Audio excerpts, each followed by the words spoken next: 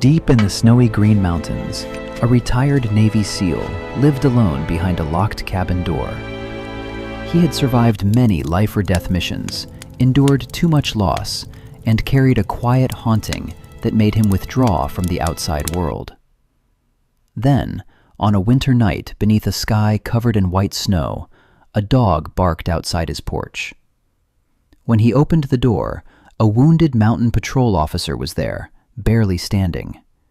Behind her lay Atlas, a German Shepherd canine bleeding in the snow, still trying to protect her. What happened next would pull Gideon back toward duty, trust, and a kind of healing he never expected. Where are you watching from? If this story speaks to you, please like and subscribe to help us reach 5,000 subscribers and keep more stories coming. Snow had a way of making the world look forgiven. By late afternoon, the roofs of Brindle Falls were already buried beneath a clean white layer, softening rusted gutters, cracked shingles, and old brick storefronts into something almost tender. Yellow lights glowed beneath the awnings along Main Street. A wreath hung crookedly on the door of Calloway's Cafe, its red ribbons snapping every time the wind came down from the mountains. Inside the cafe, warmth pressed against the windows. Outside, Gideon Hale stood on a ladder with a hammer in his gloved hand and snow collecting along the shoulders of his canvas coat. He was 59 years old, though most people guessed younger from a distance and older when they looked into his eyes. He stood a little over 6 feet, broad through the shoulders, solid in the way men became when their strength came from labor rather than vanity. His face had once been handsome, in an easy, reckless way. Time had taken the ease and left the shape. A strong jaw, high cheekbones, a nose that had been broken long ago and never quite set perfectly straight. The silver at his temples caught the winter light whenever he turned his head. "Gideon, you're going to freeze up there," June Calloway called from below. She stood in the alley beside the cafe, with both hands tucked into the pockets of her red wool coat. June was somewhere in her late 60s, small but not fragile, with sharp eyes and a way of speaking that made most men obey before they realized they had agreed to anything. She had owned the cafe for 30 years and knew every person in town by their usual order, their family trouble, and the lies they told when they said they were fine. Gideon drove one last nail into the loose strip of roofing. "It'll hold," he said. "That's not what I asked." He climbed down without answering. His boots landed in the snow with a quiet crunch. He folded the ladder, set the hammer into his toolbox, and looked up at the repair. The cafe roof would make it through the storm. That was enough. June watched him with the same expression she wore whenever she wanted to say something personal and knew he would dodge it. "I made beef stew," she said, "and cornbread." Gideon closed the toolbox.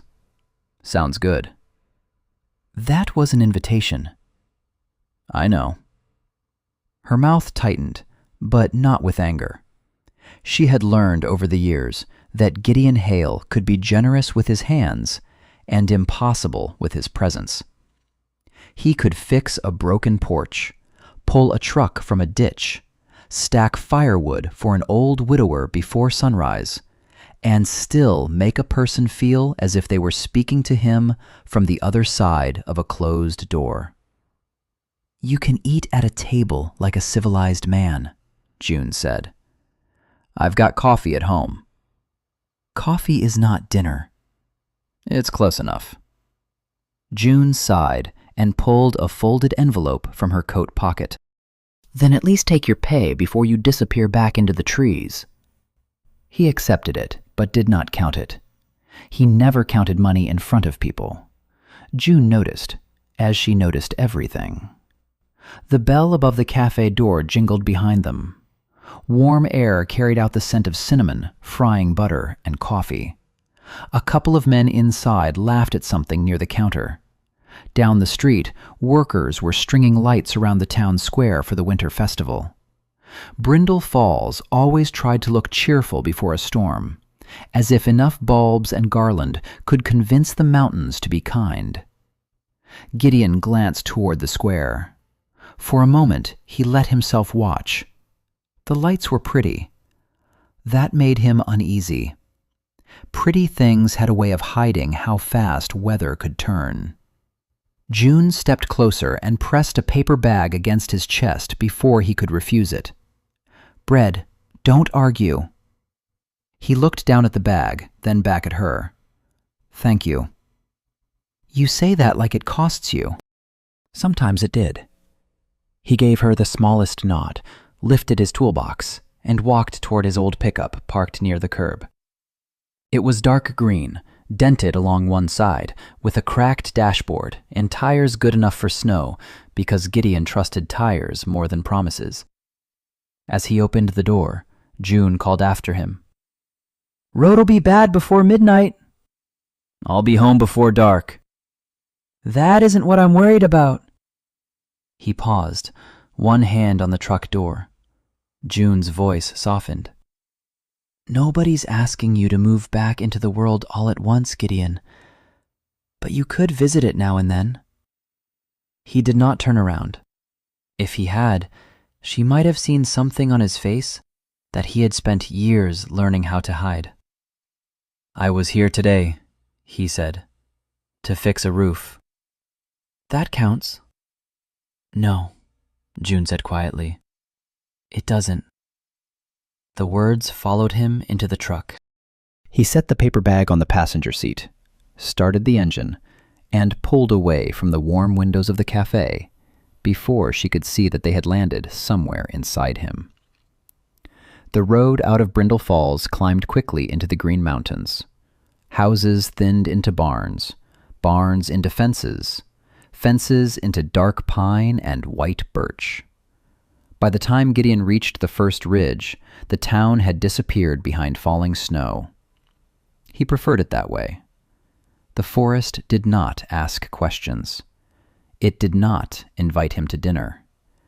It did not look at the old watch on his wrist and wonder why he touched the scratched glass whenever a siren went by. The forest took him as he was, quiet, useful, and alone. The watch had stopped once, years ago, at 0317. He had repaired it himself. He should have thrown it away. Instead, he wore it every day. The cabin sat at the end of a narrow road that was not on most maps and did not deserve to be called a road in winter. It stood among tall pines built from dark logs weathered by wind and snow. Smoke rose from the chimney in a thin gray line after Gideon got the fire going. Inside, everything had a place. The axe by the door, the trauma kit in the lower cabinet, the radio on the shelf, the tin cup hanging near the stove, the wood stacked in even rows. Order did not make a place warm, but it made it survivable. Gideon removed his coat, revealing the olive-drab combat shirt beneath, fitted close through the torso, its camouflage sleeves worn soft from use. There were dark horizontal bands around the upper arms, faded from years of washing and weather. It was not a uniform anymore. He did not wear insignia. He did not keep medals on the wall. The shirt was simply durable. That was what he told himself. He hung his coat, poured black coffee into the dented tin cup, and set June's bread on the small table.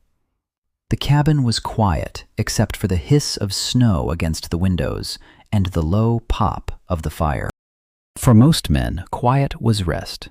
For Gideon, quiet was a room where memory could speak. He sat in the old armchair near the stove and leaned his head back. His shoulders ached from the roof repair. His hands were stiff from cold. His eyes closed before he meant them to. A different cold came first. Not Vermont. Not this cabin. A field of gray dawn. A rescue route delayed by command approval. A voice over the radio saying hold position, when every instinct in Gideon's body had screamed, move. A handler shouting a dog's name into white noise, his own gloved hand gripping a strap that came back empty. He opened his eyes. The fire was still there. The cabin was still there. The watch on his wrist ticked steadily, indifferent to what it carried. Gideon rubbed a hand over his face. His beard rasped under his palm, short and silvered at the chin.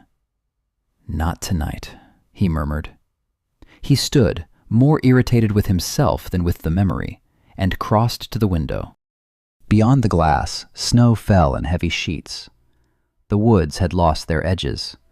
Tree trunks appeared and vanished in the storm, black lines in a white world. Then came the sound. Soft at first, a scrape against wood. Gideon did not move. The scrape came again, uneven and weak. Not the wind. Wind dragged. Branches tapped. This was different. This had pauses in it. He set the cup down without a sound. Another noise followed. A breath, maybe. A low animal sound, almost swallowed by the storm. Gideon's body changed before his thoughts did. His shoulders lowered. His breathing slowed. His eyes went to the door, then to the rifle locked above the cabinet, then away from it. He stepped to the wall and dimmed the lamp until the cabin fell into firelight. The scrape came a third time. Closer now. Not at the side of the cabin, at the porch. Gideon moved to the door and listened. Snow hissed. Wood creaked. Somewhere outside, something heavy shifted and dragged across the boards. Then a woman's voice, thin and broken, barely made it through the storm. "Please." The word did more than any scream could have. Gideon opened the door. Wind struck him first, throwing snow across his face and into the warm room behind him. For a second, all he saw was white. Then the shape at his feet moved. A woman knelt on the porch, one hand braced against the doorframe, the other tangled in a black canine harness. Blood had frozen dark along her hairline and down one side of her face. Her winter police jacket was torn at the shoulder. One glove was missing. Her lips had gone pale with cold, but her eyes were awake, terrified, furious, refusing to empty out. Behind her, half on the porch and half in the snow, lay a German shepherd. He was large, black, and deep gold, with a dark saddle across his back and a narrow streak of gold running down the bridge of his muzzle. His left ear had a small notch missing from the edge. Blood marked the fur near his right hind leg and along his flank. A torn rescue tarp was twisted beneath his body. The woman had used it to drag him. Not far, but far enough to break herself doing it. Gideon crouched. The dog lifted his head a few inches. His amber eyes found Gideon's face and held there. He did not snarl. He did not beg. He simply watched, as if measuring whether this man at the door was safe enough to trust with the woman beside him. That look went through Gideon with unexpected force. Not because it was strange, because it was familiar. The woman's hand shot out and caught his sleeve. "Help him," she whispered. Gideon looked at her wound. "You're bleeding." Her grip tightened with what little strength she had left. "Please, save the dog first." The German shepherd gave a low, pained breath, but his eyes stayed on Gideon. The storm roared behind them. Snow blew over the porch, covering the drag marks, softening the evidence of how far they had come. For one suspended second, Gideon was not in Vermont. He was not in his cabin. He was kneeling in another cold place, hearing another handler beg for time they had not been given. His thumb touched the scratched face of his watch. Then he made his choice. "Inside," he said. The woman tried to help. Her body failed her halfway up. Gideon caught her before she hit the boards, then shifted his weight and reached for the dog's harness. The shepherd growled once, not a threat, a warning born of pain and duty. "I know," Gideon said quietly. "I've got her." The dog's ears flicked. Something in him accepted that. Gideon lifted the woman first, not because he ignored her plea, but because she was about to lose consciousness. He carried her over the threshold and set her on the rug near the stove. Then he went back into the storm for the dog. The shepherd was heavier than he looked, dense with muscle and soaked fur. Gideon used the tarp, the harness, and his own strength, careful not to twist the injured leg. The dog trembled, but did not fight. Once inside, he dragged himself a few inches toward the woman before Gideon could stop him.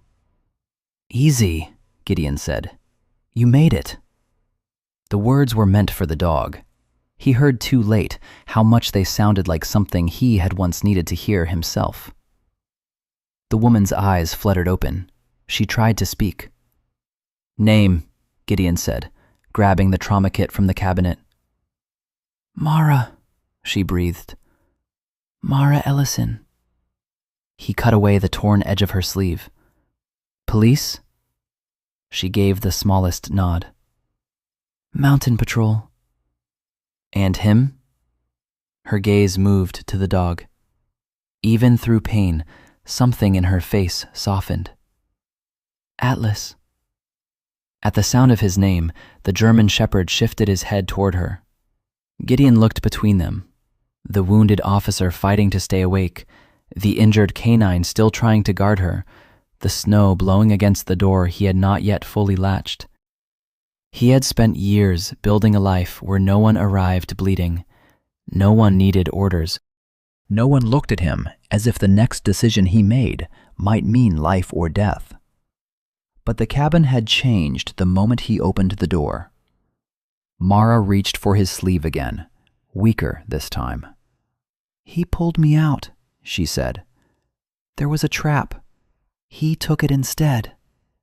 Gideon's hand stilled. Outside, the storm pressed hard against the walls. Inside, the fire cracked, throwing light across blood, wet fur, torn fabric, and the old green watch on his wrist. He looked at Atlas. The dog was still watching him, not pleading, trusting. That was worse. Gideon drew a slow breath, shut the cabin door against the snow, and slid the bolt into place. "All right," he said, his voice low and steady. "Then we keep both of you alive." The fire bent in the draft, then steadied. And for the first time in years, Gideon Hale's cabin was no longer a place built only to keep the world out. It had become shelter. The first thing Gideon did was not reach for the rifle. That mattered. A younger version of him might have. A more frightened version of him would have. But the woman on his floor was bleeding. The dog beside her was trembling hard enough to shake the wet snow from his coat. And panic had never saved anyone Gideon cared about. He slid the bolt fully into place, then moved with a kind of quiet speed that made the small cabin seem larger than it was. "Mara," he said. Her eyes moved toward him, but did not focus. "Mara Ellison, stay with me." She tried to answer. Her lips parted. No sound came out. Gideon pulled the thick rug closer to the stove and eased her onto it. The fire threw orange light across her torn patrol jacket, catching on the badge half hidden beneath a smear of blood and snowmelt. Her breathing was fast, but not shallow. Her pulse, when he pressed 2 fingers to her throat, was racing but present. He had seen worse. He had also seen people die while looking better. "Look at me," he said. Her eyes found his for half a second. "Good," Keep doing that." Atlas dragged himself another inch toward her. The movement was small, but it cost him. His jaws clenched. A thin sound escaped him before he swallowed it down. Not a whine exactly, more like frustration that his body would not obey his heart. Gideon looked at the dog. "You too. Stay." Atlas froze. It was not obedience to Gideon, not yet. It was recognition of command, old training catching through pain. The dog's amber eyes flicked to Mara, then back. "I know," Gideon said. "She's right there." He crossed to the lower cabinet and pulled out the trauma kit. It was heavier than a household first aid box and uglier than anything sold in a pharmacy. No bright labels, no cheerful Red Cross, just a hard black case with worn corners, packed by a man who believed every useful object should earn the space it took. Bandages, gauze, tourniquet, saline, antiseptic, thermal blanket, splint, hemostatic dressing. Tape. He had replaced the supplies twice a year, even when he told himself he would never need them. Especially then. He cut open Mara's sleeve first. The wound at her shoulder was messy, but not arterial. The blood had looked worse in the snow. There was a long tear across the outer part of the shoulder where something had caught fabric and skin together. A second cut, near her hairline, had bled down the side of her face, but the skull beneath seemed intact. Gideon cleaned what he could, packed the shoulder wound, and wrapped it tight enough to hold pressure without cutting circulation. Mara hissed through her teeth and tried to sit up. "No," Gideon said. "Dog," she forced out. "I said no." Her eyes sharpened then. Not much, but enough. "Don't." "I'm not leaving him." That reached her. Her body sagged back, though her hand remained clenched in the edge of the blanket, as if she could hold herself in the room by force.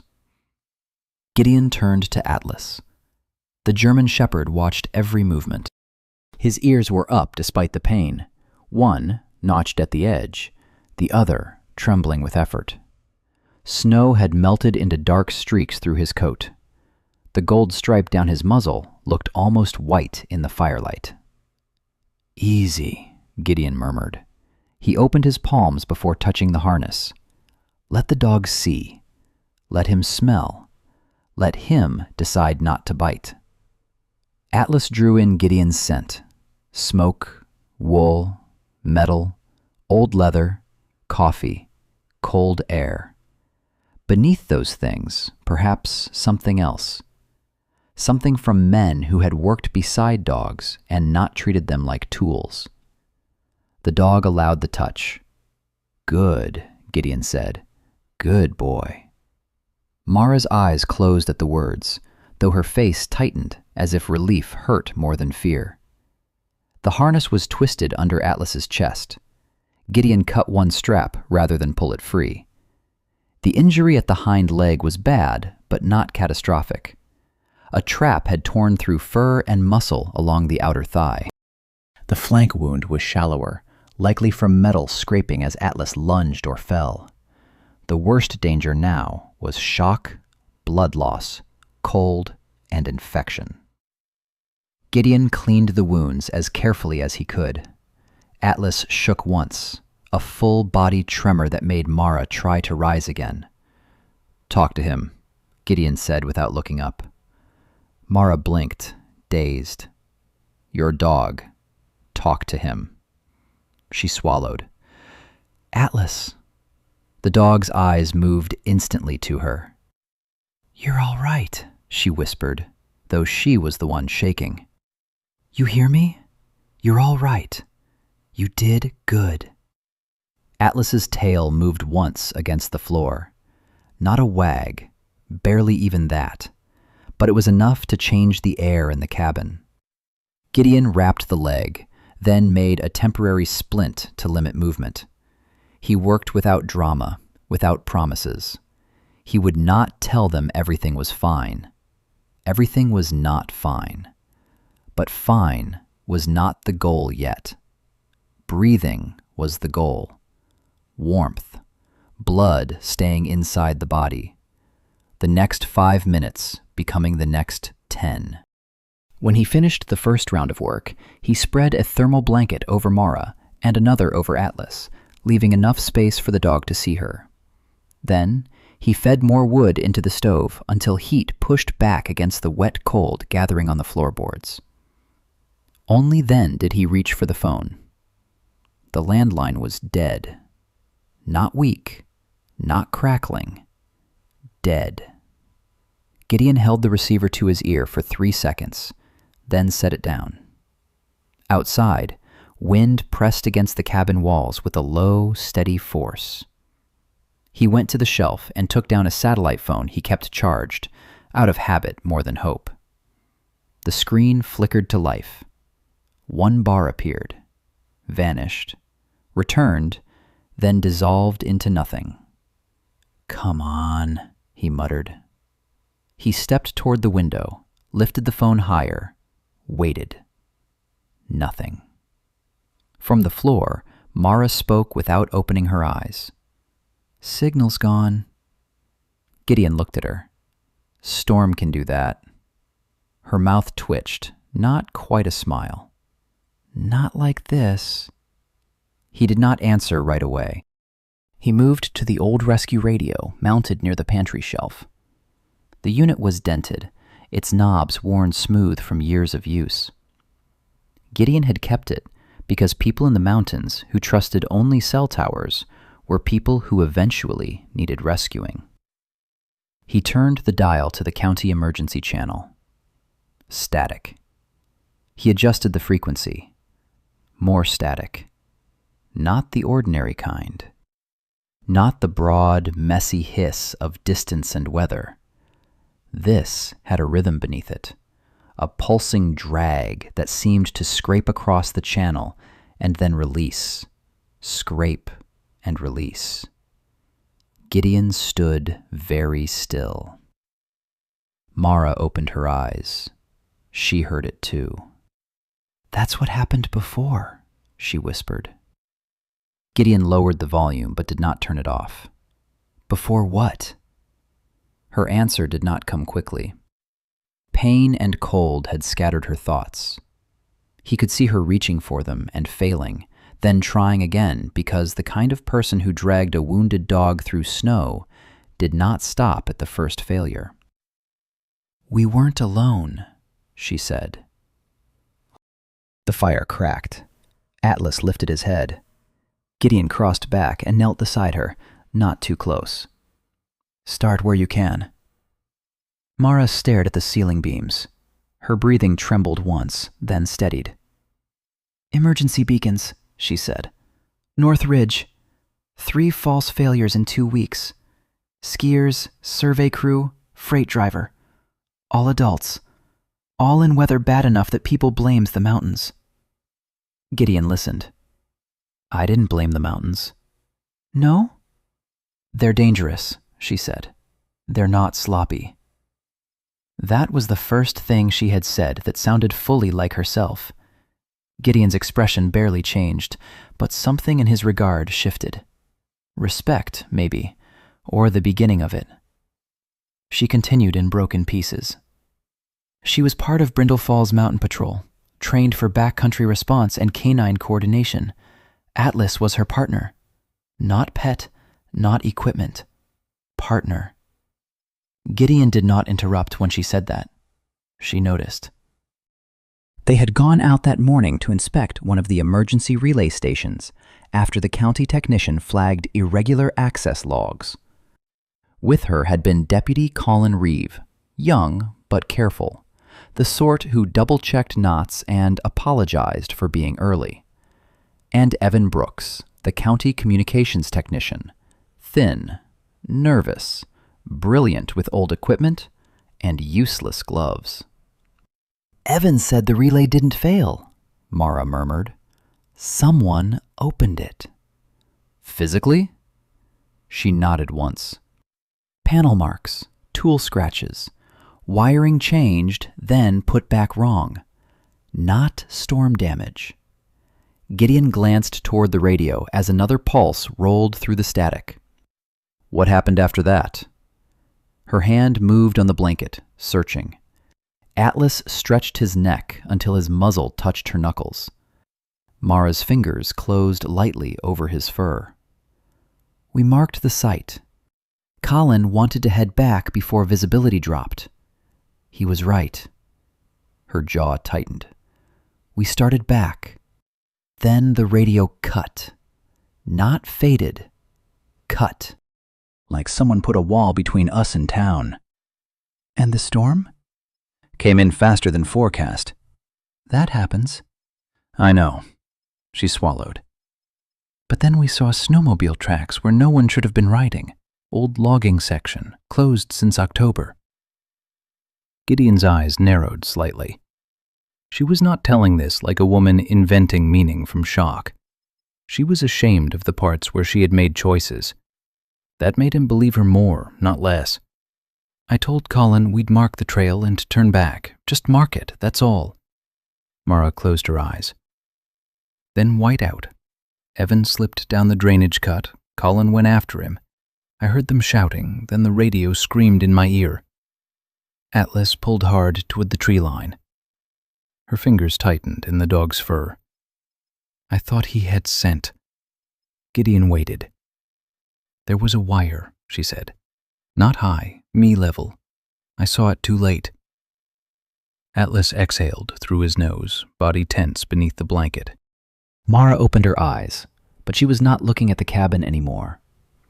He hit me from the side, Atlas. Knocked me down before it snapped. The trap caught him instead.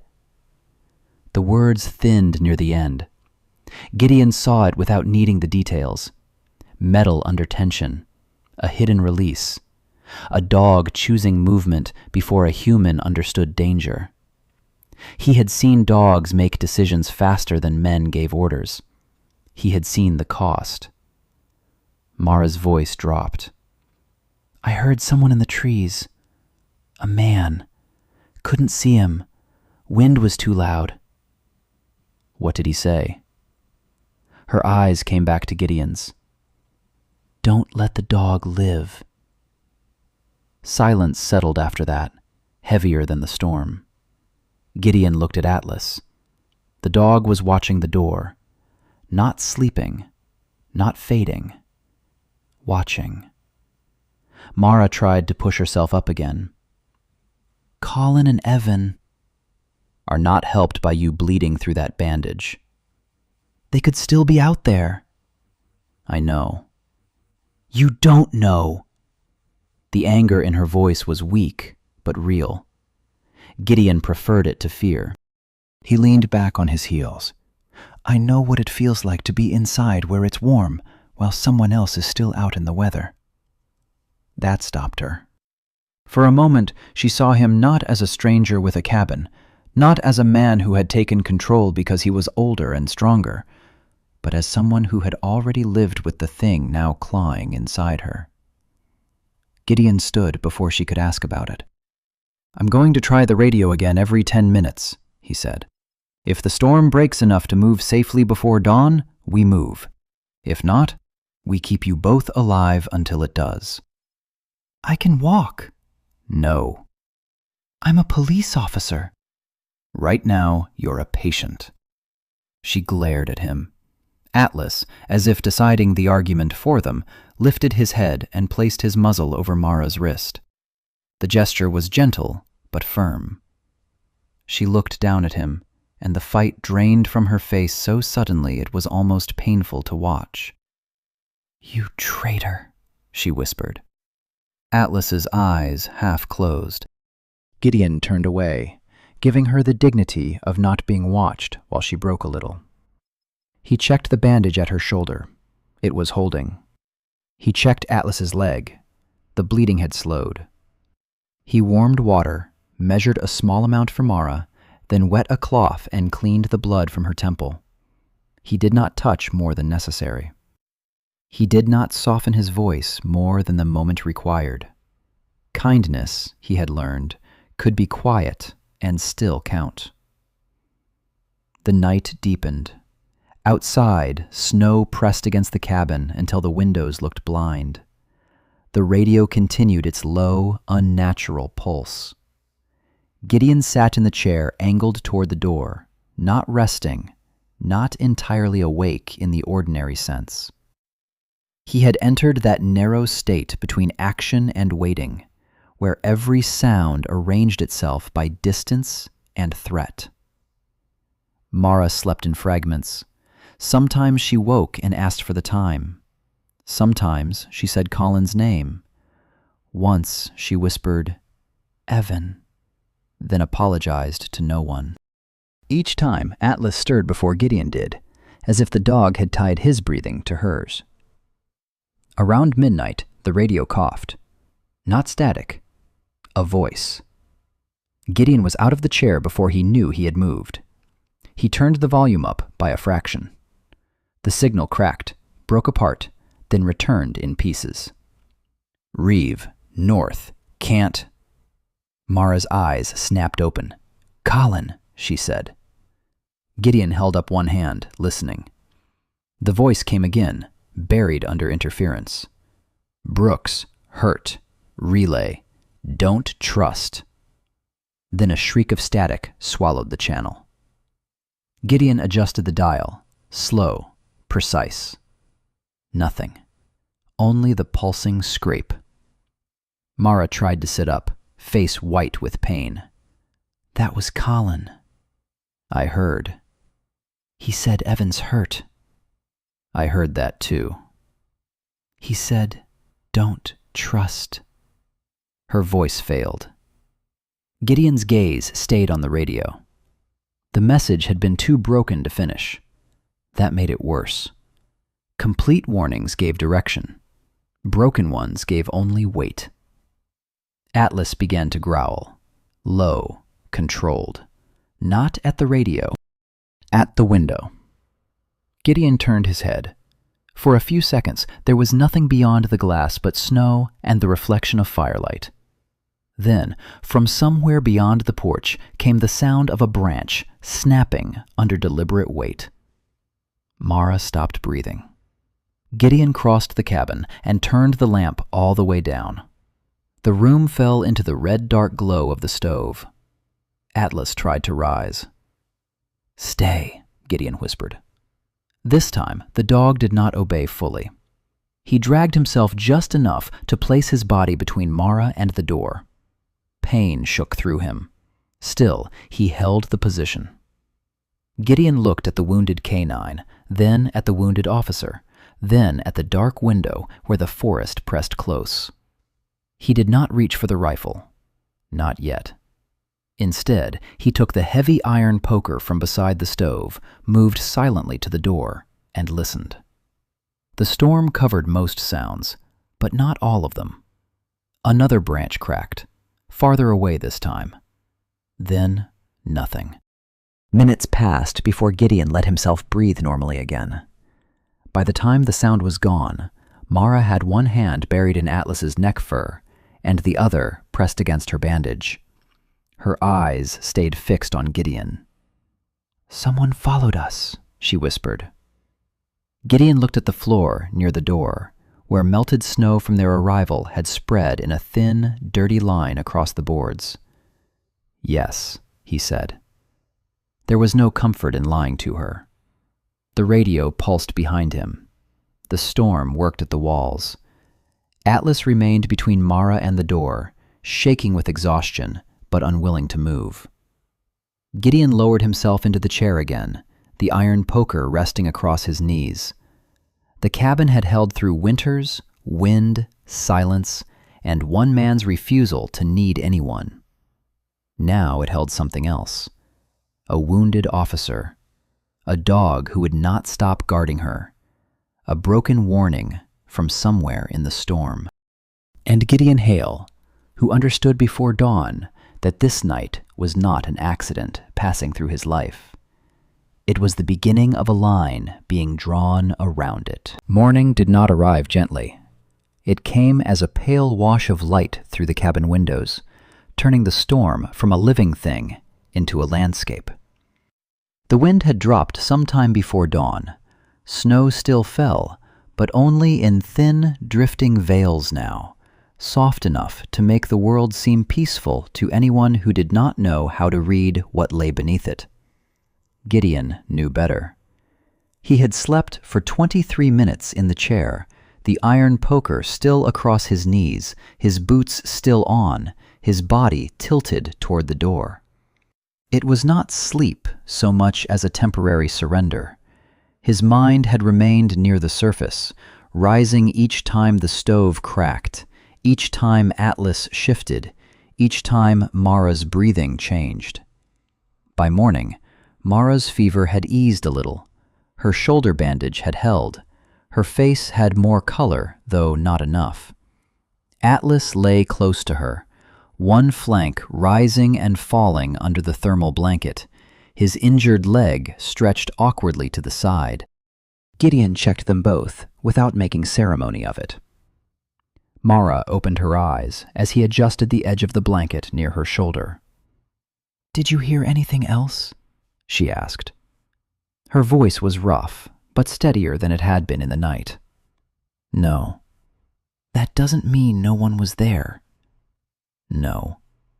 She studied him. "You always answer like that?" "When it's the answer." She almost smiled. It vanished before becoming real. Atlas lifted his head when Gideon moved toward the door. The dog's ears came forward, his body tense, ready to force himself up. "Not you," Gideon said. Atlas held his gaze. Gideon pointed to the floor. "Stay with her." That was the first command Gideon had given that did not sound like emergency management. It was quieter, more personal. Atlas seemed to understand the difference. His head lowered, but his eyes remained fixed on the door until Gideon stepped outside. Cold entered his lungs, clean and sharp. The porch boards were slick with frozen meltwater from the night before. Gideon crouched near the threshold. The drag marks where Mara had hauled Atlas up the steps were half filled with fresh snow, but still visible as a wide, uneven scar cutting across the white yard. Beside them were smaller marks, the staggered impressions of Mara's boots, one deep, one shallow, showing how badly she had favored one side by the end. Blood had frozen in dark beads along the route. Gideon followed the trail with his eyes, not yet with his feet. He had never liked the phrase, "the snow tells a story." Snow lied as often as men did. Wind softened edges.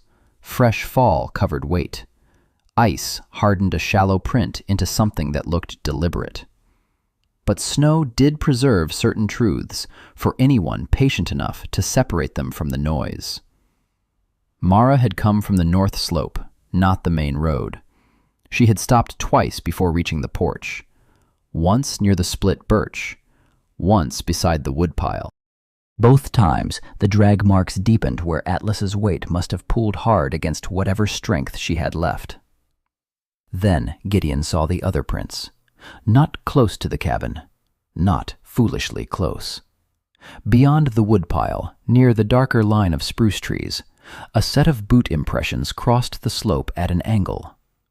The person had tried to avoid soft snow, stepping on exposed root, stone, and packed crust whenever possible. A hunter might do that. A trapper would. A man who did not want to be followed definitely would. Gideon moved slowly, keeping to his own old tracks where he could. The prints did not come toward the porch.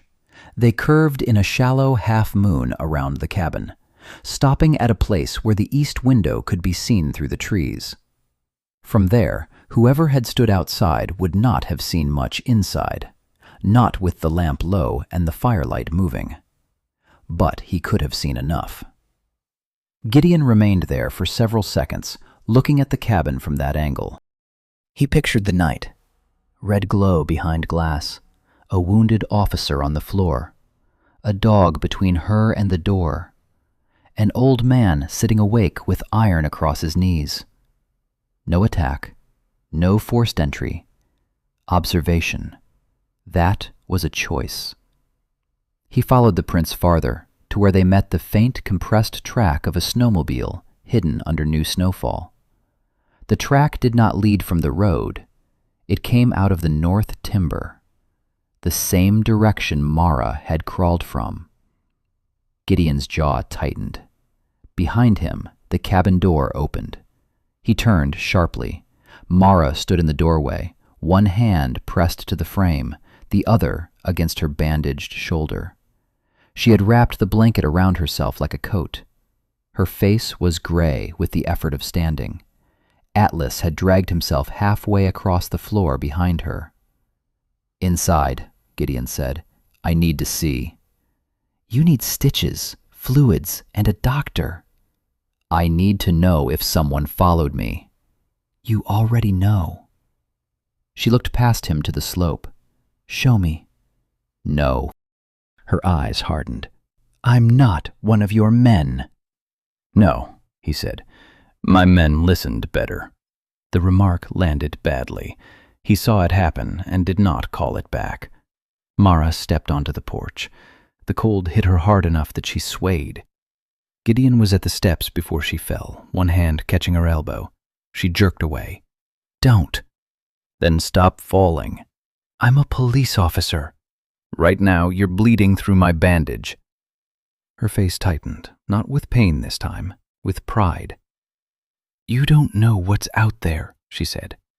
"I know enough not to chase it half-conscious." "That's easy for you to say. Colin and Evan are still missing." Gideon's expression changed so slightly that most people would have missed it. Mara did not. "I heard the radio," he said. "I heard what you heard." "Then why are you standing here like we have time?" "Because rushing into weather blind is how people create more bodies." Her jaw worked. Gideon lowered his voice. "Courage isn't the same as trying to die faster." Mara looked as if he had slapped her. For a second, the only sound was snow dropping from a pine branch somewhere beyond the yard. "You think this is guilt," she said. "I think guilt is loud, and you're listening to it like it's giving orders." Her face went pale in a new way. Gideon regretted the precision of it, but not the truth. Atlas gave a low sound from inside the cabin. Not a growl, a strained complaint. Mara turned back immediately, and the movement cost her. Gideon caught her again, firmer this time. This time she did not pull away. Not because she had forgiven him, because her body had voted against her pride. He helped her back inside, one measured step at a time. Atlas tried to rise when she crossed the threshold, failed, and let out a sharp breath through his teeth. Mara's anger broke open into fear. "Atlas, no! Stay down!" The dog's eyes stayed on her. Gideon shut the door against the cold and checked the bandage on Mara's shoulder. A red bloom had spread through the outer wrap. "You tore it." "I stood up." "Same thing." She looked away. He replaced the outer dressing in silence. There were many kinds of pain in the cabin now. The visible kind was easiest. When he finished, he set a cup of warm water into Mara's hand and moved to the window. He did not tell her about the full arc of the footprints yet.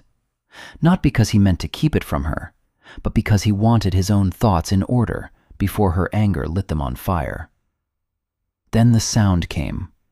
Faint at first, mechanical. Mara heard it too. Her head lifted. Atlas's body changed before either human moved. His ears snapped forward. The fur along his shoulders rose beneath the blanket. Snowmobile. Gideon went still. The engine approached from the lower road, not the north timber. That mattered. Whoever came now wanted to be heard, wanted to appear legitimate. "Expecting anyone?" Mara asked. "No." Gideon crossed to the door, but did not open it.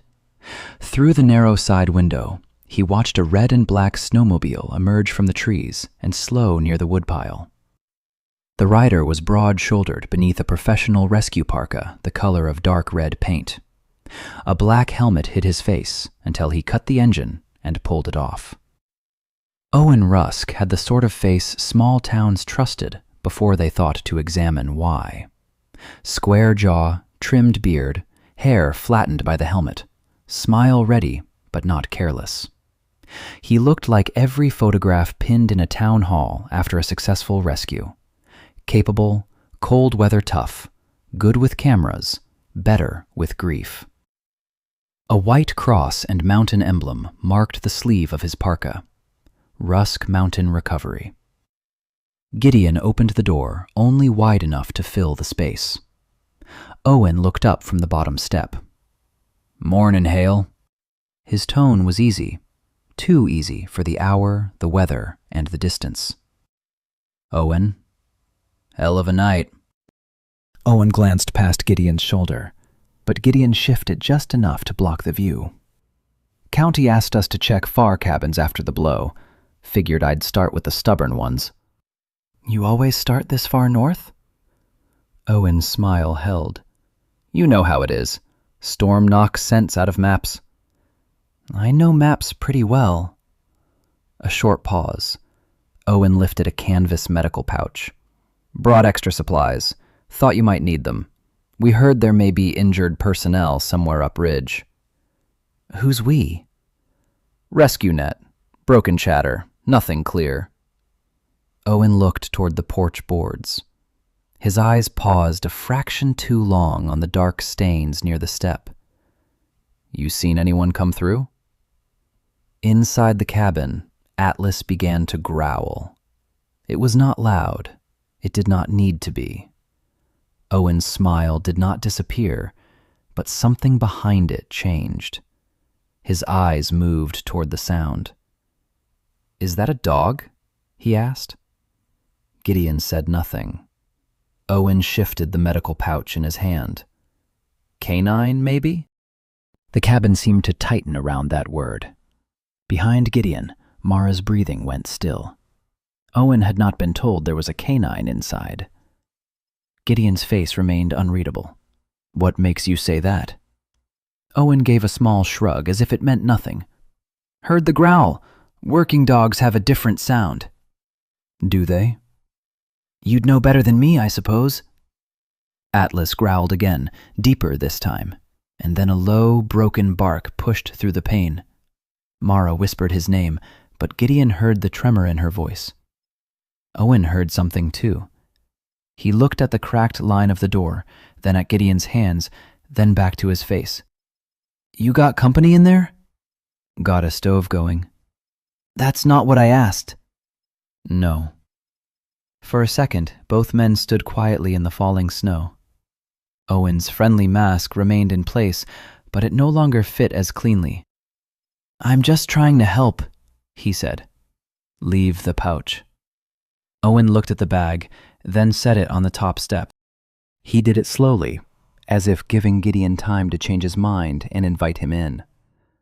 Gideon did not. "Road south is rough," Owen said. "If you need transport, I've got a sled rig. Can haul a person. Or a dog." Mara's hand tightened around the blanket inside. Gideon heard the fabric move. "We'll manage." Owen's eyes flicked once more to the porch, then to the tree line, then down to Gideon's boots. He noticed the direction of Gideon's tracks. Men like Owen noticed things and pretended they did not. "Suit yourself." He put his helmet back under one arm. "But if someone's hurt, waiting can turn ugly up here." "It can. Wouldn't want that on your conscience." Gideon's thumb moved once over the scratched face of his watch. Owen smiled again. "Offer stands." He stepped back down to the snowmobile, started it, and swung it around with practiced ease. The engine rose, then faded through the trees toward the south road. Gideon stayed in the doorway until the sound was gone. When he shut the door, Mara was sitting upright despite the pain, her face drained of color. He said canine, she whispered. Yes. You didn't tell him? No. Atlas's growl had faded, but his body remained rigid. Mara looked at the dog. That voice. Gideon waited. In the trees, she said. I couldn't see him. I can't swear to it. But? Her eyes came back to Gideon's. But Atlas knows. Gideon wanted to dismiss it, not because he doubted the dog, but because accepting it put shape to the thing outside. Shape meant direction. Direction meant action. Action meant other people's lives becoming tied to his choices again. He crossed to the porch window and watched the last drift of powder settle over Owen's snowmobile track. Stay here, he said. Mara's mouth opened. He pointed at her shoulder before she spoke. Not a debate. You're going after him? I'm looking at where he came from. That's going after him. No. Going after him involves stupidity and a weapon. He pulled on his coat, took a coil of orange marker tape from a hook by the door, and stepped outside before she could argue herself unconscious. This time, Gideon did not follow Owen's fresh track immediately. He went back to the half-hidden snowmobile trail near the North Timber, the one he had found earlier. The red rescue sled had come from the South Road when it arrived at the cabin, yes. But the older compression beneath the fresh fall told a different route before that. A machine had cut through the north slope during the night, circled wide, then looped toward the lower road before approaching openly. A man could make himself look official with timing. Snow remembered the part before the performance. Gideon marked the place with a strip of orange tape tied low to a branch, hidden from the cabin, but visible to him. Then he followed the older line 20 yards, 30, 50. It passed near the same patch of trees where the watcher had stood during the night. He crouched.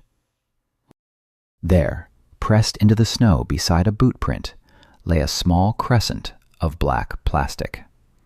He picked it up with his glove. A broken piece of housing from a radio earpiece or helmet comm. Not proof, but not nothing.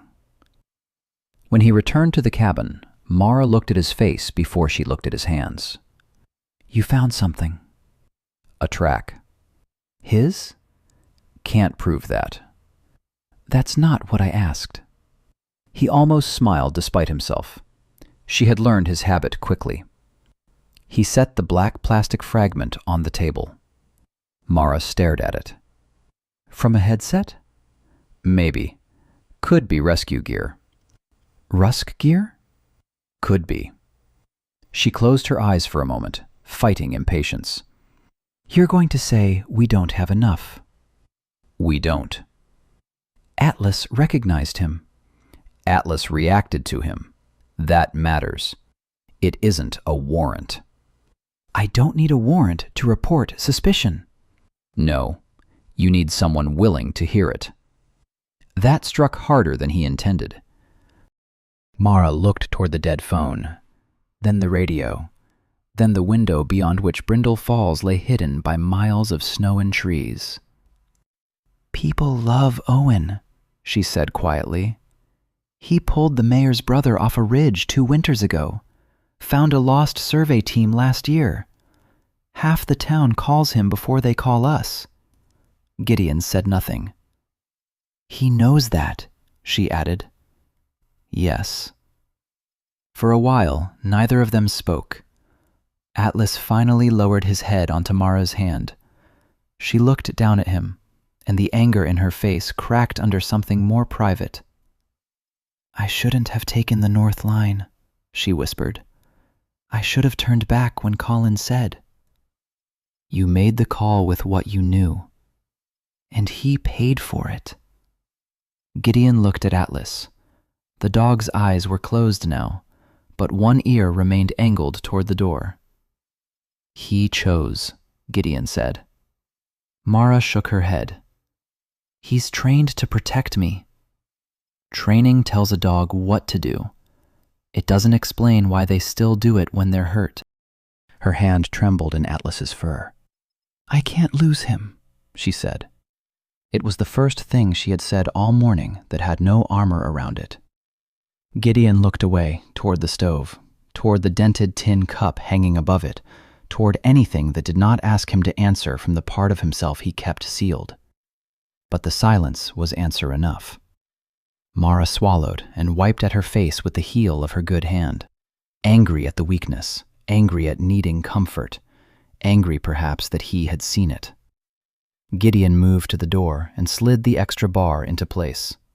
Then he checked the side window latch, the pantry window, the rear shutter. He set a wedge beneath the back door, not because he expected it to stop a determined man, but because it would make noise if someone tried. Mara watched him work. You believe me, she said. He kept his eyes on the latch.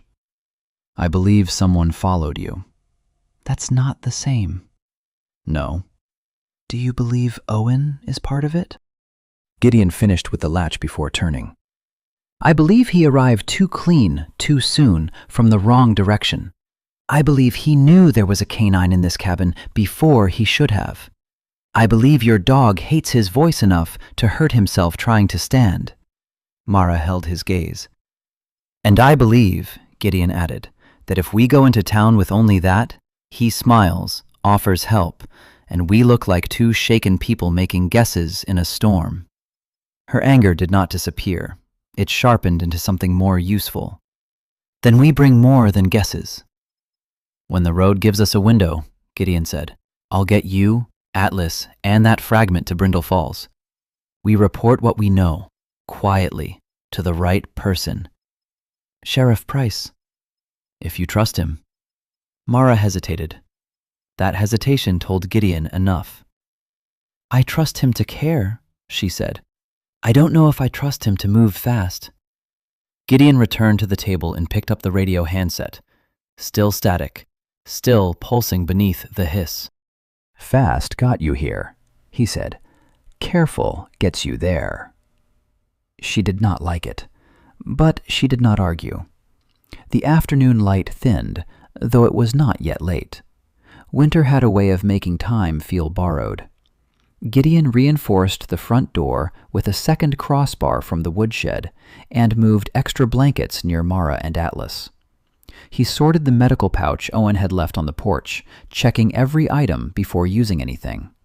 Most of it was ordinary: gauze, tape, saline, pain gel, emergency heat packs. Too ordinary, almost. A man hiding guilt knew better than to leave poison at the door.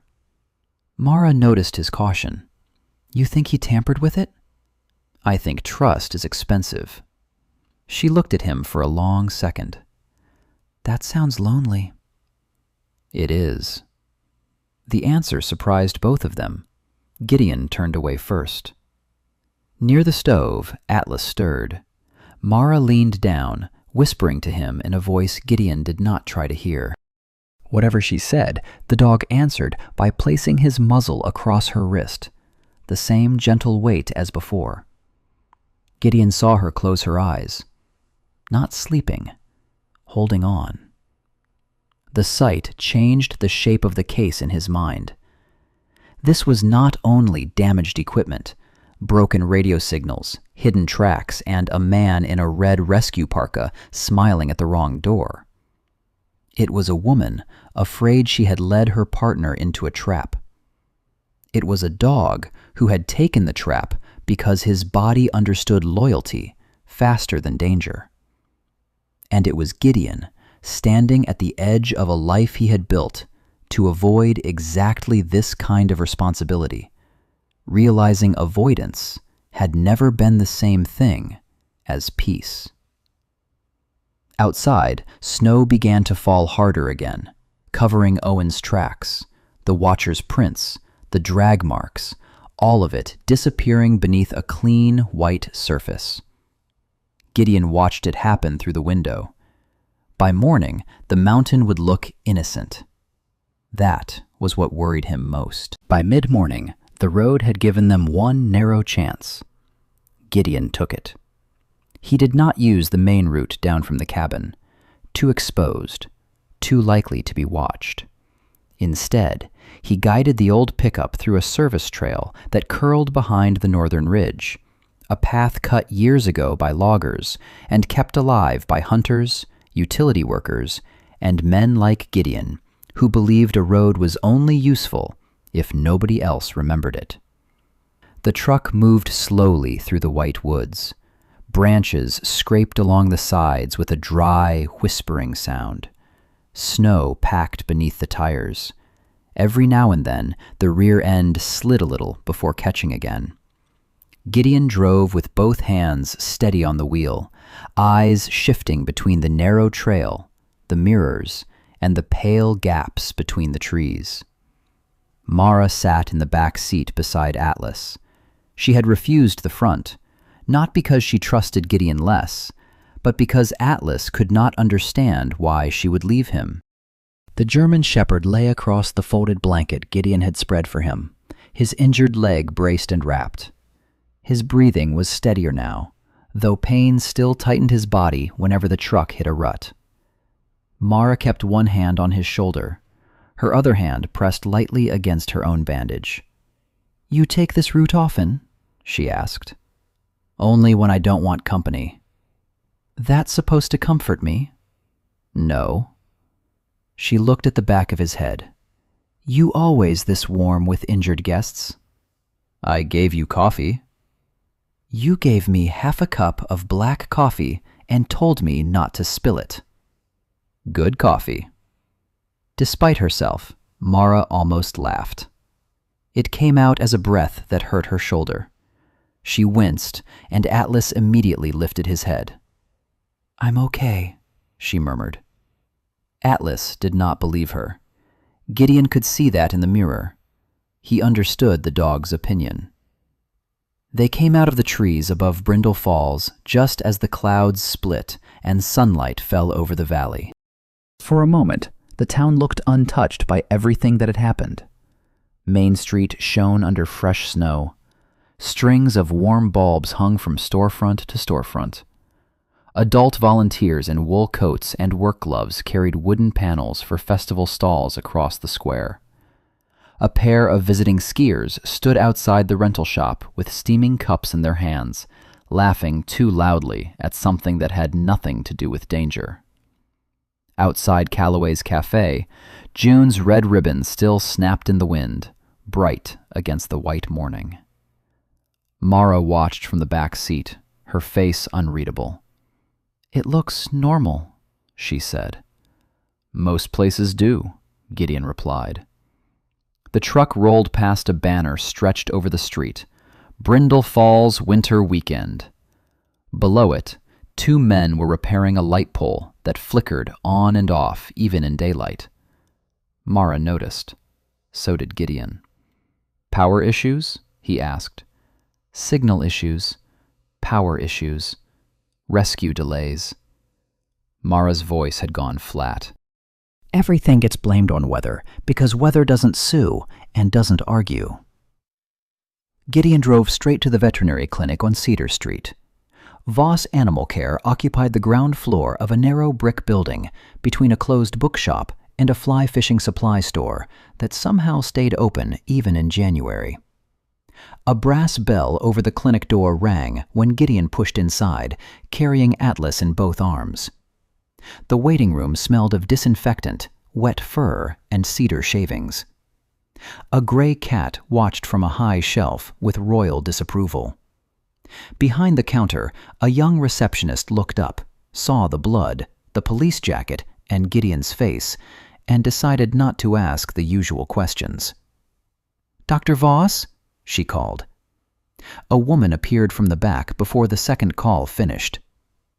Dr. Lydia Voss was not tall, but she had the kind of presence that made a room organize itself around her. Her hair, brown threaded with silver, was clipped away from her face with a metal barrette.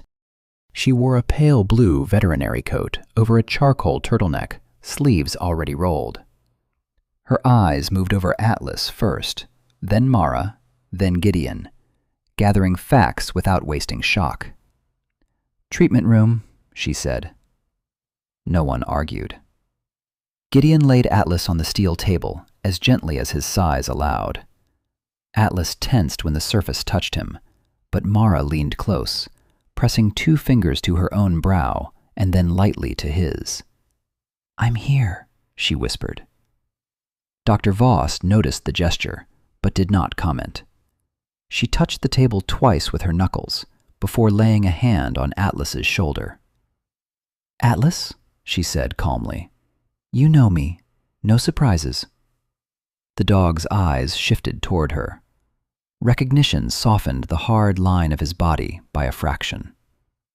Lydia worked quickly. She cut away Gideon's temporary wrap, examined the wounds, checked reflexes, cleaned deeper, tested movement, listened to his heart and lungs with a wine-red stethoscope that looked older than half the equipment in the room. She asked questions without looking up. "How long since injury?" "Last night," Gideon said. "Blood loss?" "Moderate. Slowed before dawn." "Contamination?" "Snow, metal, forest floor." "Of course," Lydia muttered, "because clean injuries are apparently illegal in this county." Mara stood at the head of the table, too pale, too still. Gideon stayed near the wall, letting the veterinarian own the room. He had no need to appear useful where someone else was better equipped. After several minutes, Lydia stepped back. "He's stable," she said. Mara's shoulders dropped. But the single word took the relief away before it had a chance to become real. Lydia removed her gloves slowly.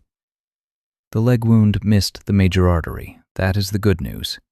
There's muscle trauma, possible nerve irritation, and deep bruising around the hip. I need imaging to know more, but based on what I'm seeing..." She paused, not because she lacked certainty, but because she respected the cost of it. "He can recover. He can walk. With time, he may even move well enough for a good life." Mara stared at her. Lydia's voice softened without becoming sentimental. "But returning to field canine work is unlikely." The clinic seemed to shrink around that sentence. Outside the treatment room, the bell over the front door rang faintly as someone entered or left. A car passed on the street. Somewhere, a snow shovel scraped pavement. Inside, Mara did not move. Atlas turned his head toward her, as if the words had been spoken about someone else, and he was waiting for her to explain why she had gone quiet. "No," Mara said. It was not an argument. It was the first step of grief. Lydia did not fill the silence.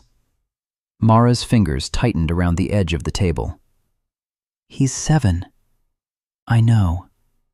He's still strong. I know. He saved me. I know that too." Mara finally looked at her.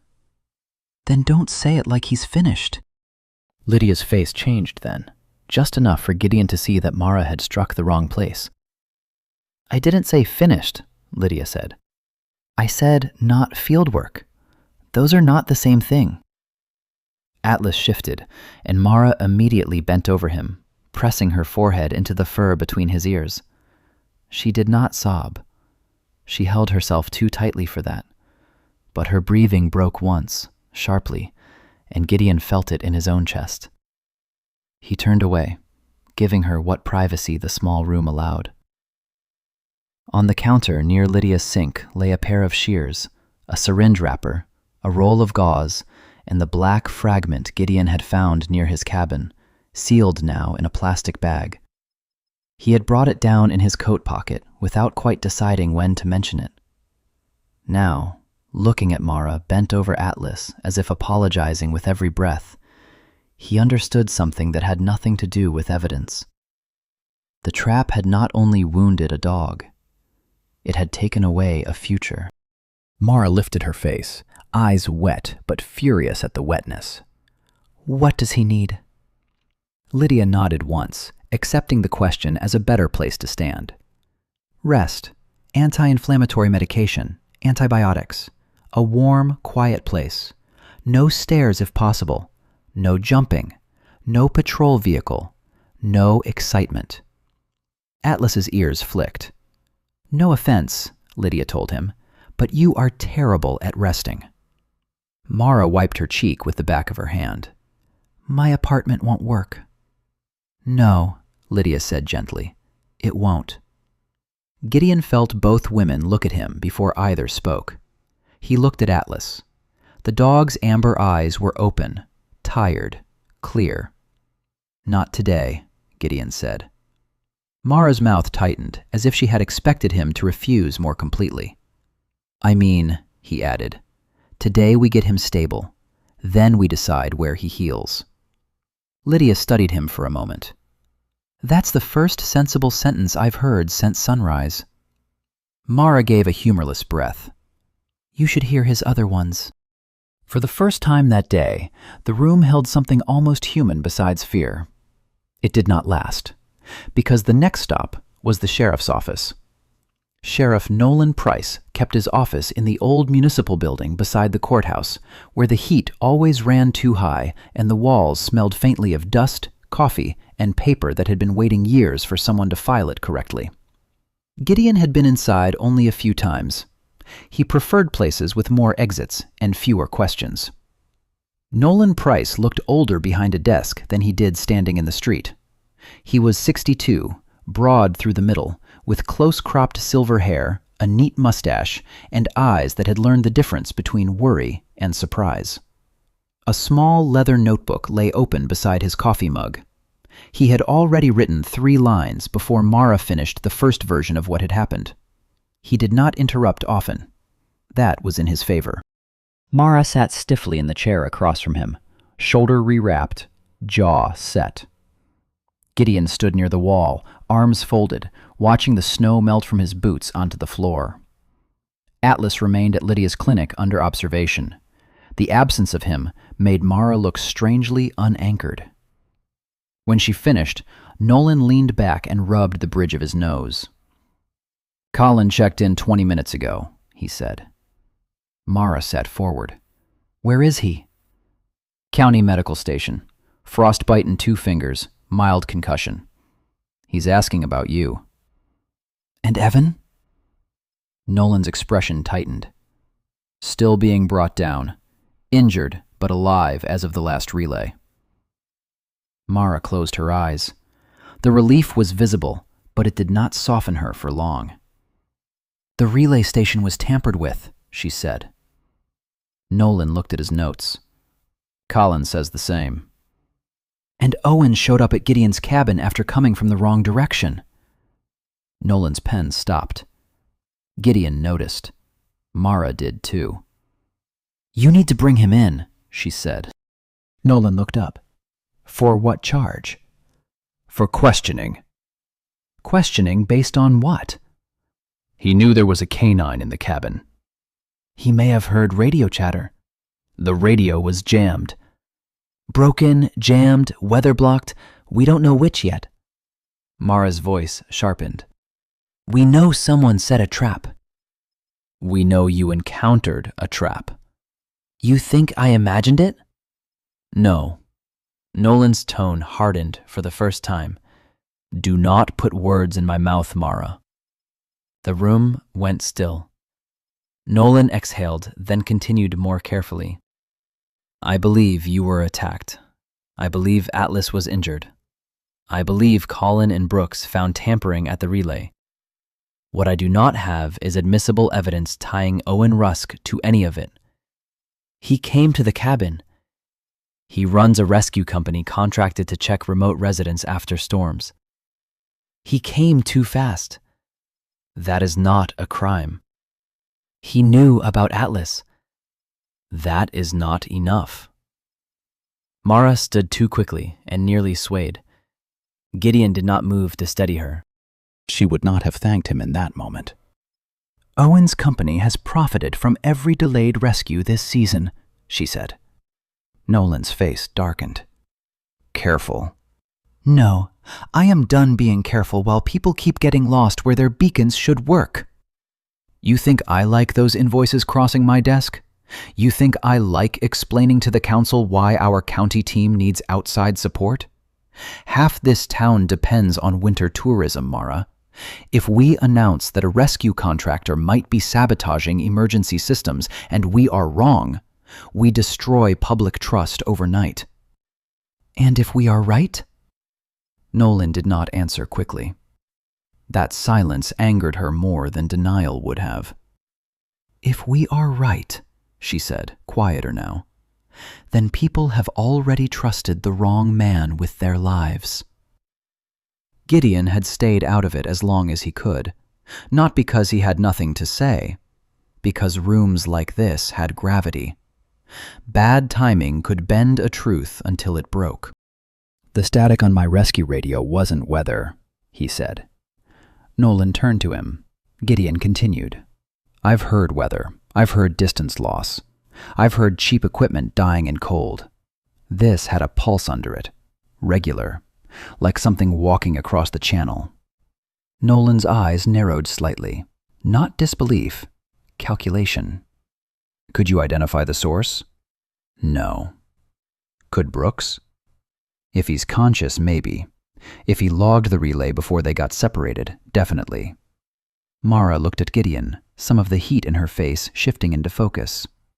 Gideon took the sealed plastic bag from his coat pocket and set it on Nolan's desk. The black fragment slid inside the bag.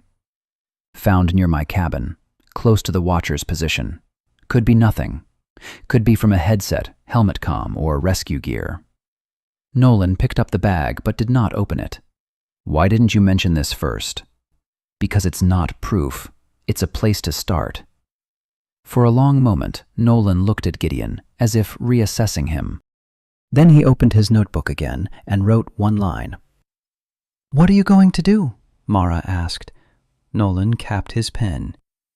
Quiet internal check. Relay logs, equipment inventory, Rusk Mountain Recovery's dispatch records from last night, Collins' full statement, Brooks when the doctors allow it. I'll send the fragment for comparison. Mara's shoulders eased by a fraction. And you, Nolan said, looking at her, are off field duty until cleared by a doctor. The ease vanished. No. Yes. Nolan, you are injured. Your canine is injured. You were involved in a compromised operation and nearly died. This is not punishment. It feels like it. I cannot build a case with my primary witness bleeding through bandages and chasing suspects into snowbanks. Mara's face flushed. So I'm benched. You are protected. From what? The truth? From making a mistake that lets the truth get thrown out. That landed. Not gently, but it landed. Gideon watched Mara take it in and hate that she understood. Nolan's tone softened. You were right to bring this in. But we do it clean. If Owen is involved, he knows how to look useful. That makes him dangerous in court, not just in the woods. Mara looked away toward the frosted office window. Outside, festival lights blinked on in the late afternoon gloom, though the sun had not fully set.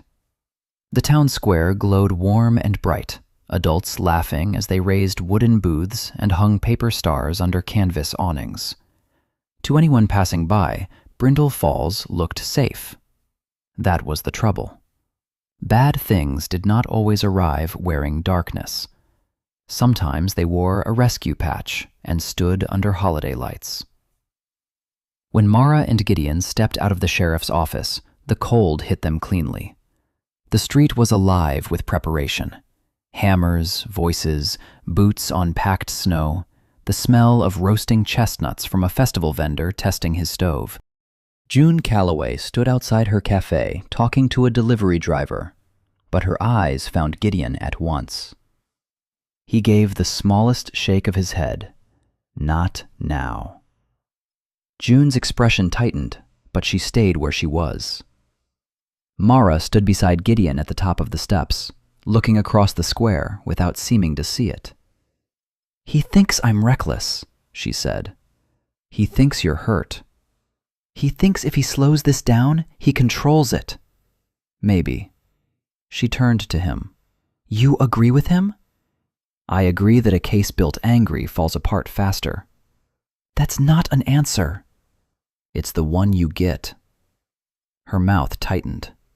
Then, unexpectedly, she gave a tired laugh. "You are impossible." "I've been called worse." "I'm sure." They stood quietly as snow began to fall again, light flakes catching in her hair and on the shoulders of his green coat. After a moment, Gideon said, "Sometimes people stop you not because you're wrong." Mara looked at him. He kept his eyes on the square. "Sometimes they're afraid that, if you're right, everything they've been standing on starts cracking." She did not answer, but her anger shifted. It did not disappear. It settled into something heavier, something she could carry without letting it carry her. A church bell rang somewhere beyond Main Street. Mara looked down at her empty hand, the one that usually held Atlas's leash. For the first time since Gideon had met her, she seemed less like a woman trying to outrun guilt, and more like someone beginning to understand the shape of the fight ahead. Not a sprint through snow, a long walk through people's doubt. She turned back toward the clinic. "I need to see him," she said. Gideon nodded.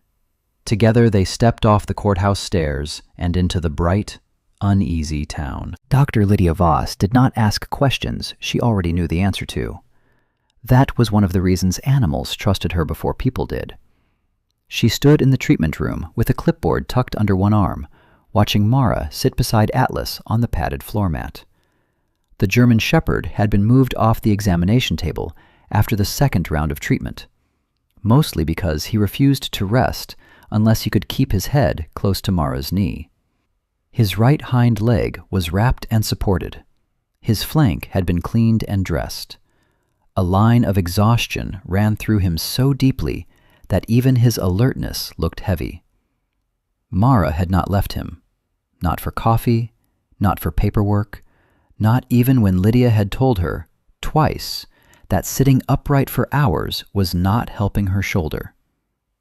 Gideon stood near the doorway, one shoulder against the frame, silent enough to be mistaken for furniture, if not for the way his eyes tracked every small movement in the room. He had changed the dressing on his own hand, where a shallow cut from the night before had reopened. But otherwise, he looked as if he had stepped out of the mountain and brought part of it with him. Olive drab shirt beneath the open canvas coat, snowmelt drying along his boots, silver at his temples catching the clinic light. Lydia glanced from Mara to Gideon, then back to the dog. "He needs a quiet place," she said. Mara's hand stilled on Atlas's neck. Lydia continued before Mara could object. "Warm, low traffic, no stairs, no sudden noises, no patrol vehicles, no well-meaning deputies coming in and out to ask if he's a good boy."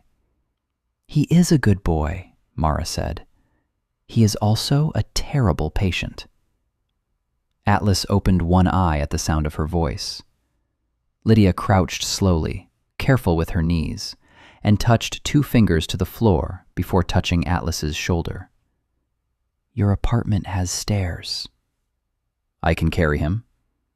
"No, you can't." Mara's mouth tightened.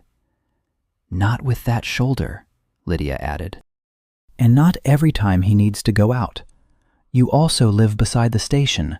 Radios, engines, people, doors. He'll try to work every sound he hears." Mara looked away. The truth had the shape of a trap because it did not give her a direction that did not hurt. Gideon said nothing.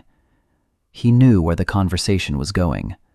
He had known from the moment Lydia said, "quiet place." The cabin had space. The cabin had heat.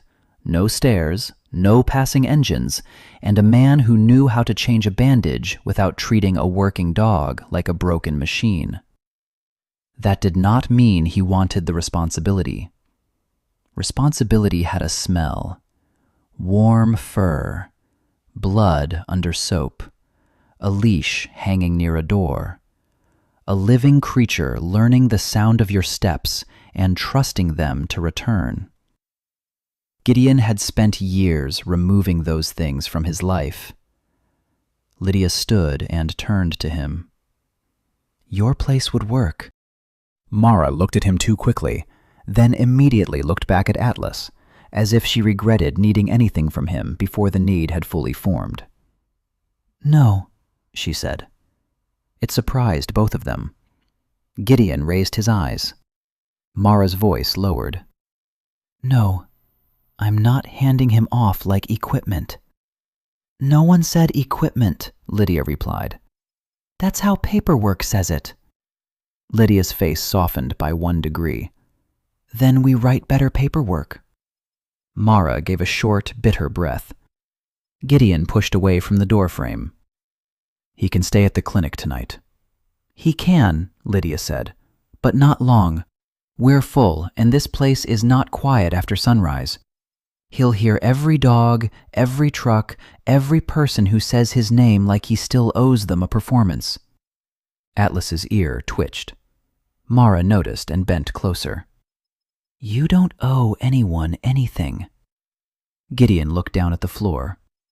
The words struck too near something he kept guarded. Lydia set the clipboard on the counter. "Temporary medical foster. That is what we call it. Not adoption, not transfer of ownership, not retirement paperwork. He remains K-9 unit property until the department makes a formal decision. Mara remains his handler. Gideon provides recovery housing and daily care under veterinary instructions." Mara did not answer. Gideon should have refused then. A clean refusal, polite, reasonable. He could say the cabin was too remote, the road unreliable, his schedule irregular. All of it would sound true enough. Instead, he looked at Atlas. The dog was watching him. Not the way he had watched him at the cabin door, measuring whether Gideon could be trusted in a crisis. This was different. Tired. Open. A question without pressure. Gideon felt an old door inside himself shift against its hinges. "I'm not set up for a dog," he said. Lydia arched an eyebrow. "You have a wood stove, floor space, trauma supplies, a fenced equipment yard, and the emotional range of a locked barn. He'll fit right in." Mara looked at Lydia despite herself. Gideon did not smile. "Not quite." "I said not set up," he replied. "I didn't say impossible." Mara's eyes moved to him. Lydia picked up her pen. "Good. Then we discuss conditions." The paperwork took longer than Gideon expected, and less time than Mara needed to make peace with it.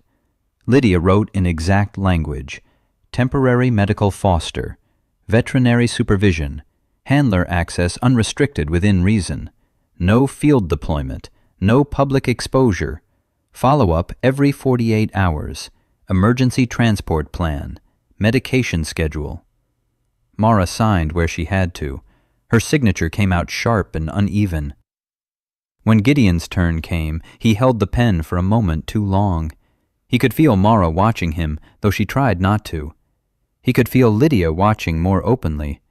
He could feel Atlas breathing at their feet, not understanding forms, not caring about ownership, only knowing who stayed. Gideon signed. The sound of the pen moving across paper seemed louder than it should have. They prepared to move Atlas after noon, when the roads would be safest. Gideon went out to bring the truck around to the back entrance. He told himself the cold air would clear his head. It did not. Behind him, through the clinic window, Mara knelt in front of Atlas. Lydia had helped the dog into a supported standing position with a sling under his hips, testing how much weight he could bear. Atlas trembled, but he did not collapse. His injured leg touched the floor lightly, then lifted. Gideon stopped outside the glass. Atlas saw him. The dog took one step. Lydia immediately steadied the sling. Easy. Atlas took another. Mara froze. It was not far, 3 steps at most. Slow, painful, clumsy steps across the mat toward the back door where Gideon stood beyond the glass. Then Atlas stopped. His body shook with effort. He turned his head back toward Mara, not away from her, toward her, as if asking permission to go where healing waited. Mara's face changed in a way Gideon wished he had not seen, and was grateful he had. Her mouth tightened first, then her eyes filled. She lowered herself to the floor before the tears could fall too far, and pressed her forehead against Atlas's. "You don't have to prove anything anymore," she whispered. Atlas leaned into her. Gideon stood outside with one hand on the truck door, unable to move, because the words had not stayed in the room. They had reached him too. The cabin received Atlas differently than it had received Mara. That first night had been blood, wind, urgency.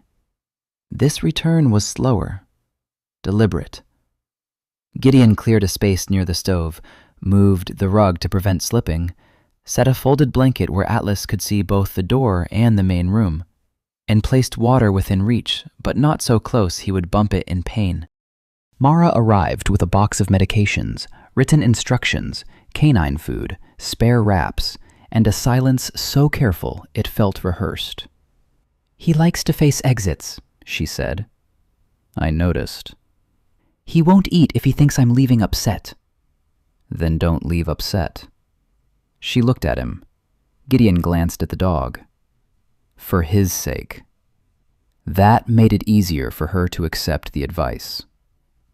The first days passed in measured tasks. Medication at 6 and 6. Bandage inspection morning and night. Short assisted standing exercises.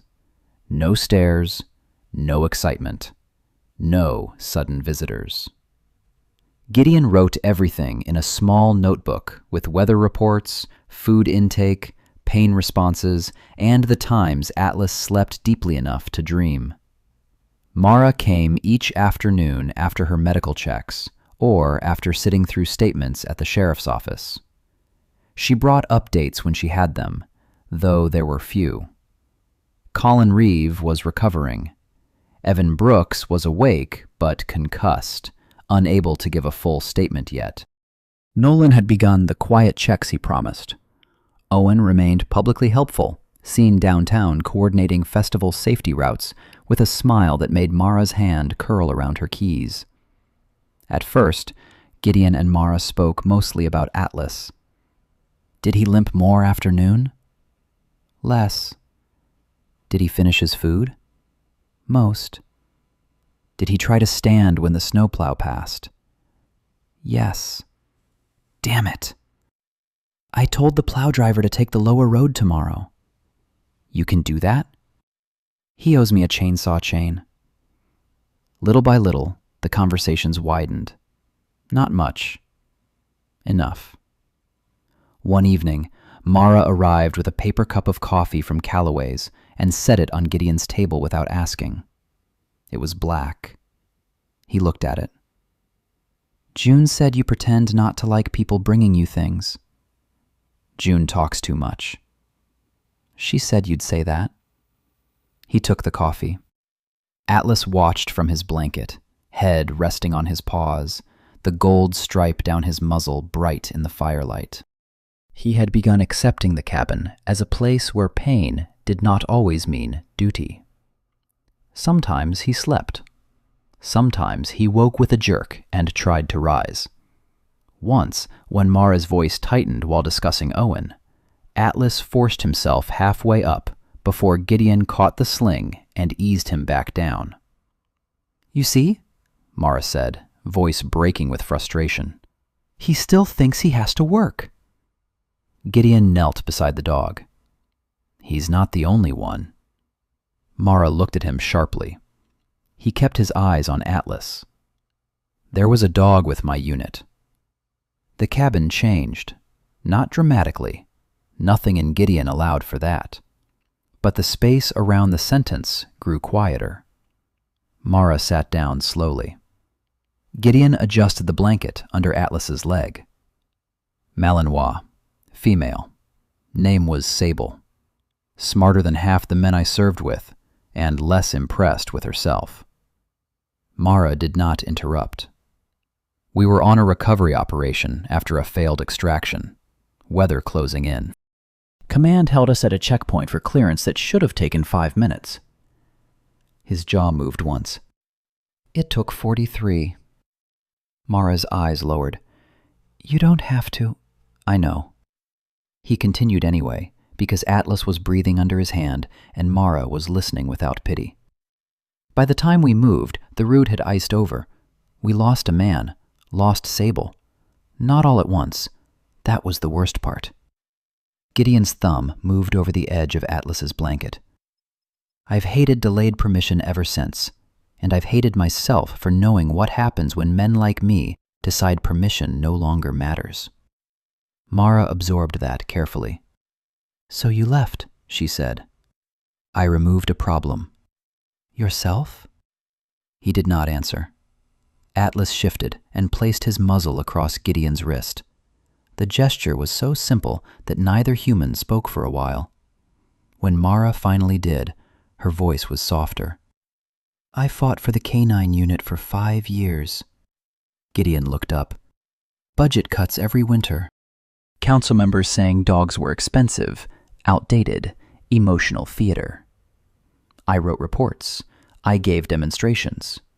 I brought Atlas into rooms full of people who had already decided no before we walked in." She stroked the dog's neck. "Then he'd find a hidden pack under snow in 90 seconds and make them look foolish. Good dog." He loved it. Her smile appeared and disappeared. Not the praise, the work. Knowing where to go, knowing what was needed. Gideon understood that better than he wanted to. "And now," Mara said, "I don't know who he is without it." Atlas opened one eye. Gideon looked at him, then at Mara. "Maybe he's waiting for you to stop asking the question like the answer is smaller." That stayed with her. The next morning was clear enough for a recovery walk behind the cabin. Not a walk, really. More a careful movement across packed snow, with Gideon holding the support sling and Mara matching Atlas's pace on the other side. The sun shone through the pines, bright and cold. Snow fell from branches in soft collapses. The world smelled of sap, smoke, and clean ice. Atlas moved slowly but with purpose. Every step mattered. Mara watched him as if counting each one by heart. "Don't overdo it," Gideon said. "I'm not." "I meant both of you." She gave him a sideways look. "You practice sounding irritating?" "Natural gift." Atlas stopped, not from pain.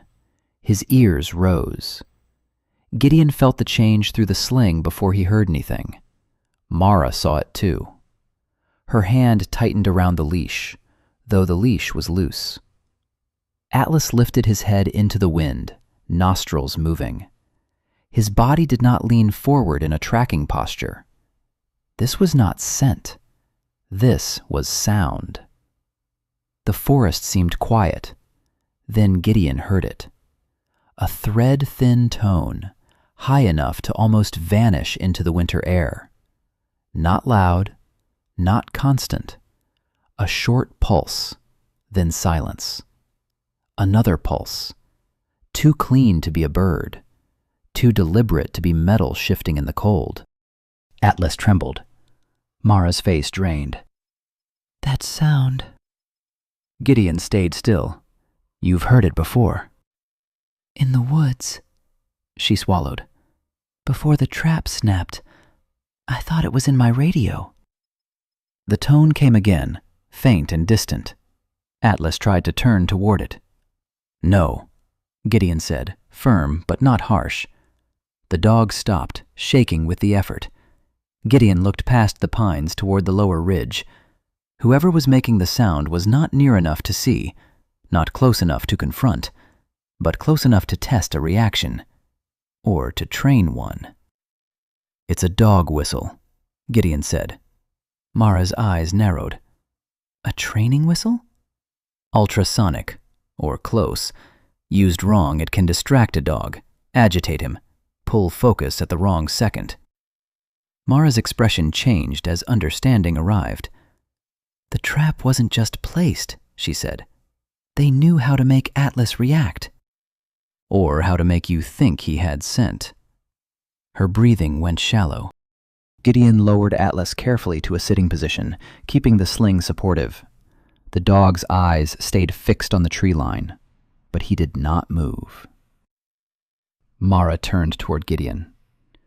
"Owen sponsored a mountain response workshop last fall. Search patterns, sled evacuation, canine coordination. He was there for the canine segment." "Who else?" "Rescue staff, deputies, volunteers. But Owen had access to everything." Gideon looked toward the ridge again. The sound had stopped. That bothered him almost as much as the sound itself. They got Atlas back inside without another word. This time, Mara did not argue for immediate action. She took out her phone, found enough service near the kitchen window, and called Nolan directly. Her voice was tight but controlled. She reported the sound, the timing, Atlas's reaction, the connection to the training workshop. Gideon added what he could about frequency, direction, and how the sound differed from radio interference. He did not embellish. He did not make it more certain than it was. Nolan listened. For once, he did not slow the conversation with warnings about procedure. "I'll pull the workshop records," he said over speaker. "Equipment lists too. Quietly." Mara closed her eyes. "And Mara," Nolan added, "Colin's awake enough for a short statement. He mentioned a high tone before comms failed." Mara opened her eyes again. Gideon watched her anger become focus. "That's enough to open surveillance," Nolan said. "Not an arrest, not yet, but enough to watch Rusk properly." After the call ended, Mara stood by the window for a long time. Snowlight touched the side of her face. She looked tired, wounded, and more dangerous than she had when she was angry. "I want to walk into his office," she said, "and tear the place apart." "I know." "I want him to see me coming." "That's why you don't go." She turned. "You think I can't control myself?" "I think he's counting on you not to." Mara looked down at Atlas. The dog was on his blanket again, exhausted by the short walk and the old command written into his body by that terrible sound. Gideon's voice softened. "If you want him not to slip away, the truth has to move faster than your anger." Mara was silent. In earlier days, she would have snapped back, told him she did not need a lecture, told him he was hiding behind caution. This time, she heard the difference. He was not holding her back. He was standing beside her, facing the same direction, refusing to let her run into a trap made not of wire this time, but of pride. Mara nodded once. It was small. It was enough. Outside, the forest remained bright and still. Inside, Atlas slept with his injured leg stretched toward the fire. Mara sat in the chair beside him, and Gideon made a fresh note in the recovery log. Time, distance, reaction, high-frequency tone from lower ridge, Atlas distressed but responsive. Mara steady. He paused at the last two words. Then he underlined them once. The second storm arrived, with lights still hanging over Main Street. By dusk, Brindle Falls had been trying to look festive for 3 days straight. Canvas booths stood in the square, their roofs dusted white. Strings of bulbs glowed gold over the streets. Adult volunteers moved between tables with crates of cider, wool blankets, carved ornaments, and boxes of hand-painted signs. From a distance, the town looked like something sealed inside a glass snow globe. Then the wind changed. It came down from the northern ridge with a low, steady force that made the bulbs swing and the canvas snap. Snow that had been falling prettily began to slant hard across the streets. The mountains vanished first, then the tree line, then the road signs beyond the square. At the temporary rescue station inside the old firehouse, the mood shifted before anyone said the word emergency. Sheriff Nolan Price stood near the dispatch table, one hand braced on the edge, his leather notebook open beside a radio console. The equipment crackled, cleared, then crackled again. A county dispatcher tried to push a message through and lost half of it to static. "Say again," Nolan said into the handset. The answer came broken. "Group near North Survey Line, 6 adults, maybe 7. Last beacon hit, then lost." The channel dissolved into white noise. Mara Ellison stood across the room with her injured arm held close to her side. She was out of uniform field rotation, not out of the fight. Her badge hung from her belt. Her jacket was zipped but not fastened for patrol. She had spent the past hour reviewing relay maps on a folding table while pretending not to watch every radio in the room. Gideon Hale stood behind her, arms folded, quiet as timber. He had not planned to come into town that evening, but Lydia Voss had brought Atlas to the rescue station for a controlled follow-up while she picked up medication, and Mara had asked Gideon to help transport him because the sidewalks were slick. That was the practical explanation. The less practical one was that none of them felt right being far apart with another storm coming. Atlas lay on a thick blanket near the far wall, where he could see the room without being in the path of boots and equipment. His right hind leg was wrapped. A dark green scarf, cut from one of Gideon's old wool neck warmers, rested loosely around his neck. He was not working. Lydia had made that clear to everyone, twice. Still, several deputies had glanced toward him when the call came in, as if some part of them still expected the dog to rise and become the answer. Atlas did lift his head, but he did not stand. Mara noticed that more than anyone. The firehouse doors opened, and Owen Rusk walked in with snow on his shoulders and confidence in his stride. He was dressed for a camera, even in a crisis. Dark red rescue parka, black snow pants, polished winter boots, helmet clipped under one arm. The Rusk Mountain Recovery patch on his sleeve seemed brighter than the room around it. 2 of his employees followed, carrying gear cases and coiled rope. Owen did not look rushed. That was what bothered Gideon first. A man worried about people freezing moved differently from a man arriving at a meeting he already expected to win. "Sheriff," Owen said, voice carrying enough for the council members near the coffee urn to hear. "We caught the North Ridge call. My team can roll in 10. Nolan's jaw tightened. "We're still confirming location." "You won't confirm much with that relay dead." Owen nodded toward the radio. "My sled rigs have independent nav, thermal, and a repeater pack. You know the county gear's been unreliable all week." Mara's eyes sharpened. Owen glanced at her as if noticing her only then. "Officer Ellison." "Glad to see you upright." She did not answer. Gideon watched Owen's eyes move once toward Atlas, just once. The dog began to growl, low, contained, unmistakable. Lydia, standing beside him, placed one hand on his shoulder. "Easy." Owen smiled faintly. "Still touchy, huh?" The room quieted by half a breath. Mara stepped forward. "What did you say?" Owen looked at her. "I said he looks like he's had a rough week." "No, you said still." The smile stayed, but his eyes cooled. "Figure of speech." Gideon's gaze went to the metal clipped near Owen's jacket zipper. A small cylindrical whistle hung among carabiners and rescue tools, easy to miss because it looked like any other piece of field gear. The metal was dull gray. A tiny smear of dark oil marked the seam near its base. Atlas's growl deepened. Lydia followed Gideon's line of sight.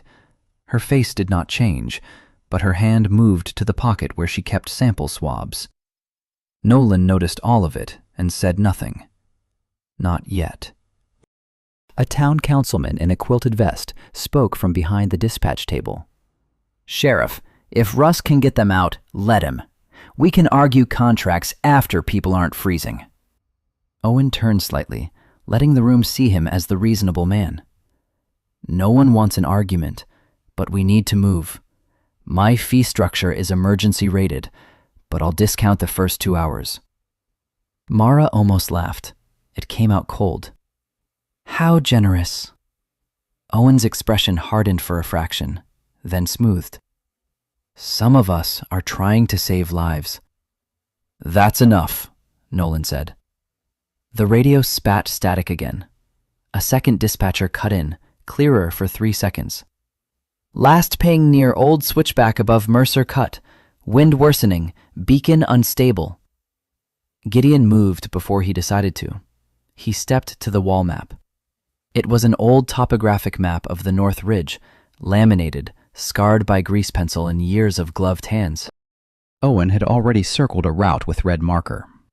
Wide trail east, then up through the open slope, then back across toward Mercer Cut. Gideon looked at it once. No. Every head in the room turned. Owen's smile thinned. "Excuse me?" Gideon pointed to the red line. "That route crosses under the east face. It's the fastest groomed access. It's a wind-loaded slope tonight." Owen crossed his arms. "You been up there this week?" "I don't need to stand under a hanging cornice to know it's there." A few people shifted uncomfortably. Gideon almost never spoke in groups larger than 3. Hearing him now made the room listen not because he was loud, but because he had no interest in being impressive. He took a black marker and drew a second line from the lower service trail through an old logging cut, then up behind the ridge. "This is slower for the first mile, safer after. Tree cover, better windbreak. Comes out above Mercer Cut." Owen scoffed. "That trail hasn't been maintained in years." "No," Gideon said, "which means your heavy sleds won't chew it up, and no one with sense would use it unless they knew where the creek bends under the snow." "And you do?" "Yes." The answer was so plain it left little room for performance. Mara looked at him then, truly looked. Not as the man from the cabin, not as the man who had told her to slow down, but as someone who had lived beside these mountains long enough to know where they lied and where they warned. Gideon tapped a small square marked on the map near the ridgeline. "Old hunting station here. If I wanted to cover the valley with interference, I'd set a repeater or jammer above this shelf. Clear line down to the relay and the north trail." Nolan leaned closer. "Can you reach it from your route?" "Yes." Owen laughed once. "So now the handyman is running operations?" Gideon turned to him. The room felt the temperature change. "I'm telling you where people live," Gideon said quietly. You can decide if you care." No one spoke. Nolan closed his notebook. "We split," he said. Owen's face changed. "Sheriff?" "We split," Nolan repeated.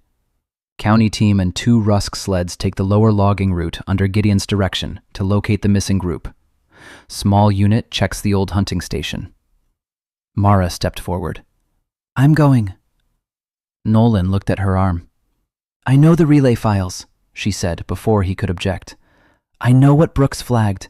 I stay behind you. I don't lead, but I go." Colin Reeve, standing near the equipment rack with a knit cap pulled low over his bandaged forehead, cleared his throat. He looked younger than his 31 years that night, pale from concussion and cold exposure, but his eyes were steady. 2 of his fingers were wrapped from frostbite, and he kept them tucked against his chest. "I'll handle short-range comms," he said. Nolan stared at him. "You're supposed to be resting." "So is she," Colin replied. Mara shot him a look. He shrugged. "Sorry." For the first time that evening, something like a human smile passed between them. Nolan did not like any of it. That much was clear. But he liked the alternative less. "Fine," he said. "Price, Ellison, Reeve, Hale to the hunting station. County Rescue takes the missing group. Dr. Voss stays with Atlas and coordinates medical intake here." Owen's voice dropped. "You're making a mistake." Nolan looked at him. "Then hope I survive long enough for you to complain properly." The station began moving. Gear clattered. Radios were checked. Snowshoes, ropes, thermal packs, flares, lights. People who had been arguing became workers because lives in the cold stripped debate down to tasks.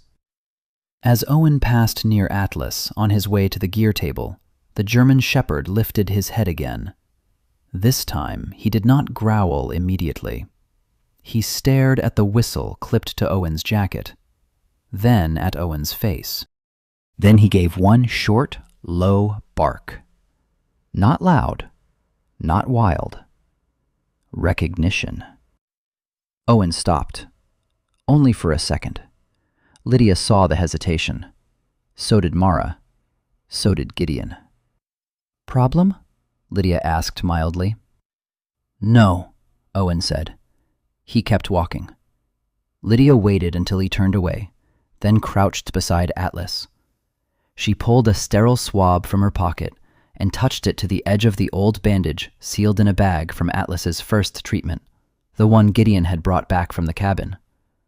The oil smell from the trap had lingered there, faint but distinct. Her eyes flicked toward the whistle, then to Nolan. Nolan gave the smallest nod. No accusation. Not yet.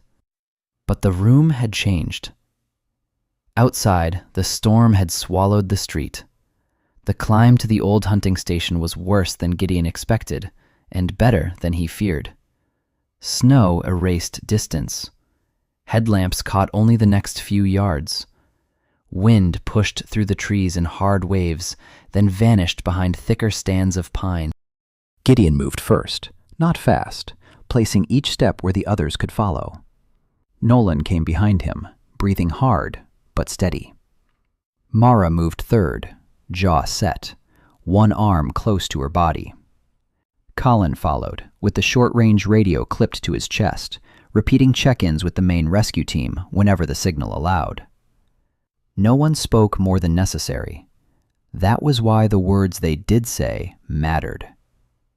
10 feet left, Gideon called back at one point. Snow bridge over creek. Mara repeated it for Colin. Watch the deadfall.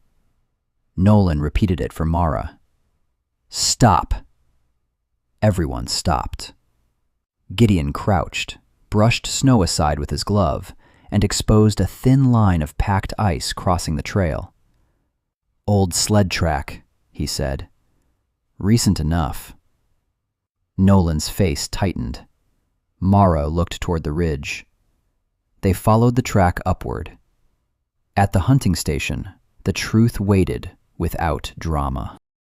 It was a low wooden structure, half hidden in spruce, abandoned long enough for moss to darken the roof, but not abandoned enough for the padlock to be rusted. A cable ran from beneath the rear wall into a weatherproof case bolted under the eave. A small battery pack hummed faintly beside it. Colin moved to the case, careful with his injured fingers. This is not county equipment. Nolan activated his body camera. Document everything. Mara's camera was already on. Inside the station, they found laminated route maps, printed dispatch logs, battery packs, a portable signal jammer, and handwritten timing notes beside the names of rescue zones. Rusk Mountain Recovery appeared on enough labels to make coincidence an insult. Mara stood very still. Gideon saw her anger rise. Then he saw her hold it. "Photograph first," she said. Colin looked at her. She gave a tight nod.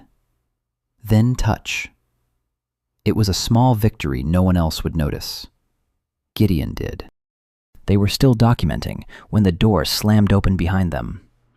Owen stood in the storm, hood up, face no longer friendly. Another man stood behind him, one of his employees, broad and nervous, carrying a tool bag. Owen looked at the exposed equipment, then at Nolan's camera. "You have no idea what you're walking into," he said. Nolan turned fully toward him. "Hands where I can see them." Owen laughed, but it sounded strained.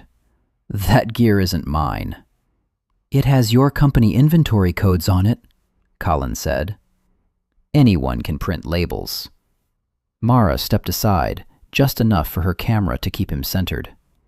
"Like anyone can cut relay panels, plant traps, and build desperate people after their beacons fail?"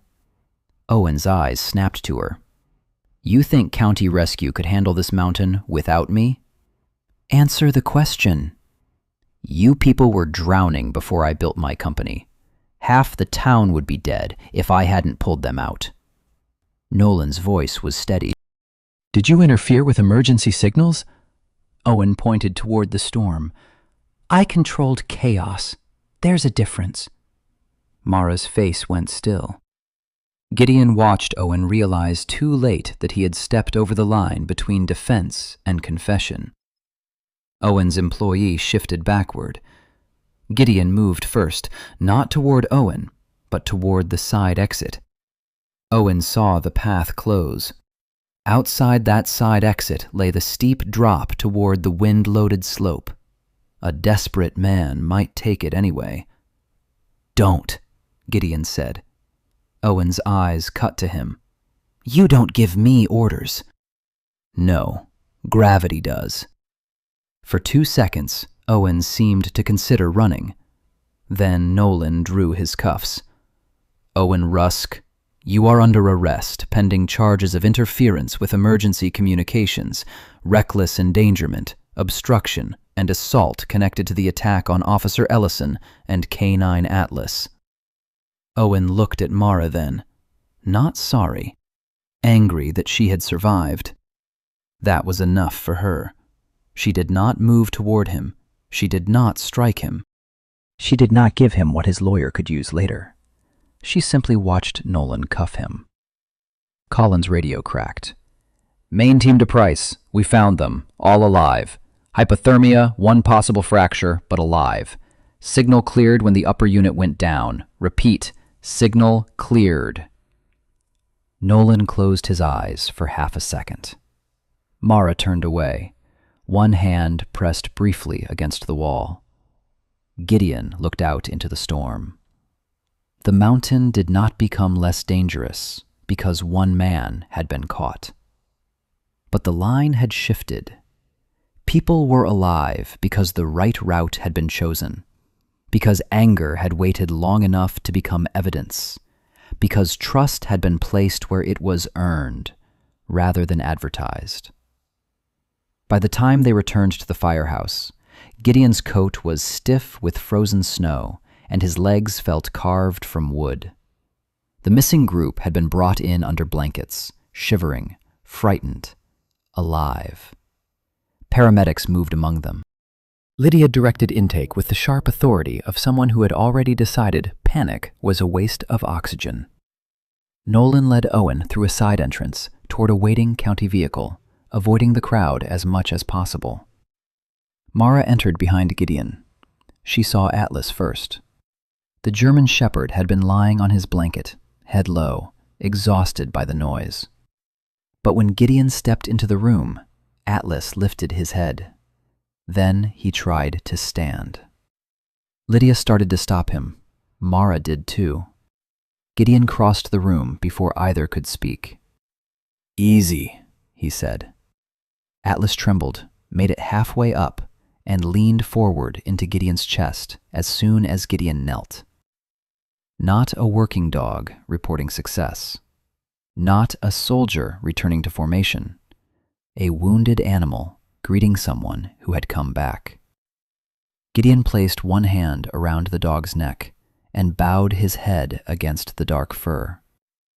For a moment, the firehouse noise faded around them. Mara stood nearby, snow melting in her hair, her injured arm held against her side. She watched Gideon hold Atlas as if something in both of them had been found on the same mountain. And at last, she understood. Atlas had not become less because he could no longer run the old trails. Gideon had not become less because he had left the old wars. Maybe that was what Owen had never understood. Saving lives was not ownership. Strength was not control. And a mission did not end just because the body that carried it had to learn a different way forward. The town did not change all at once. Places rarely did. Brindle Falls still woke to plows scraping the streets before dawn. The cafe still smelled of coffee, cinnamon, and hot bread.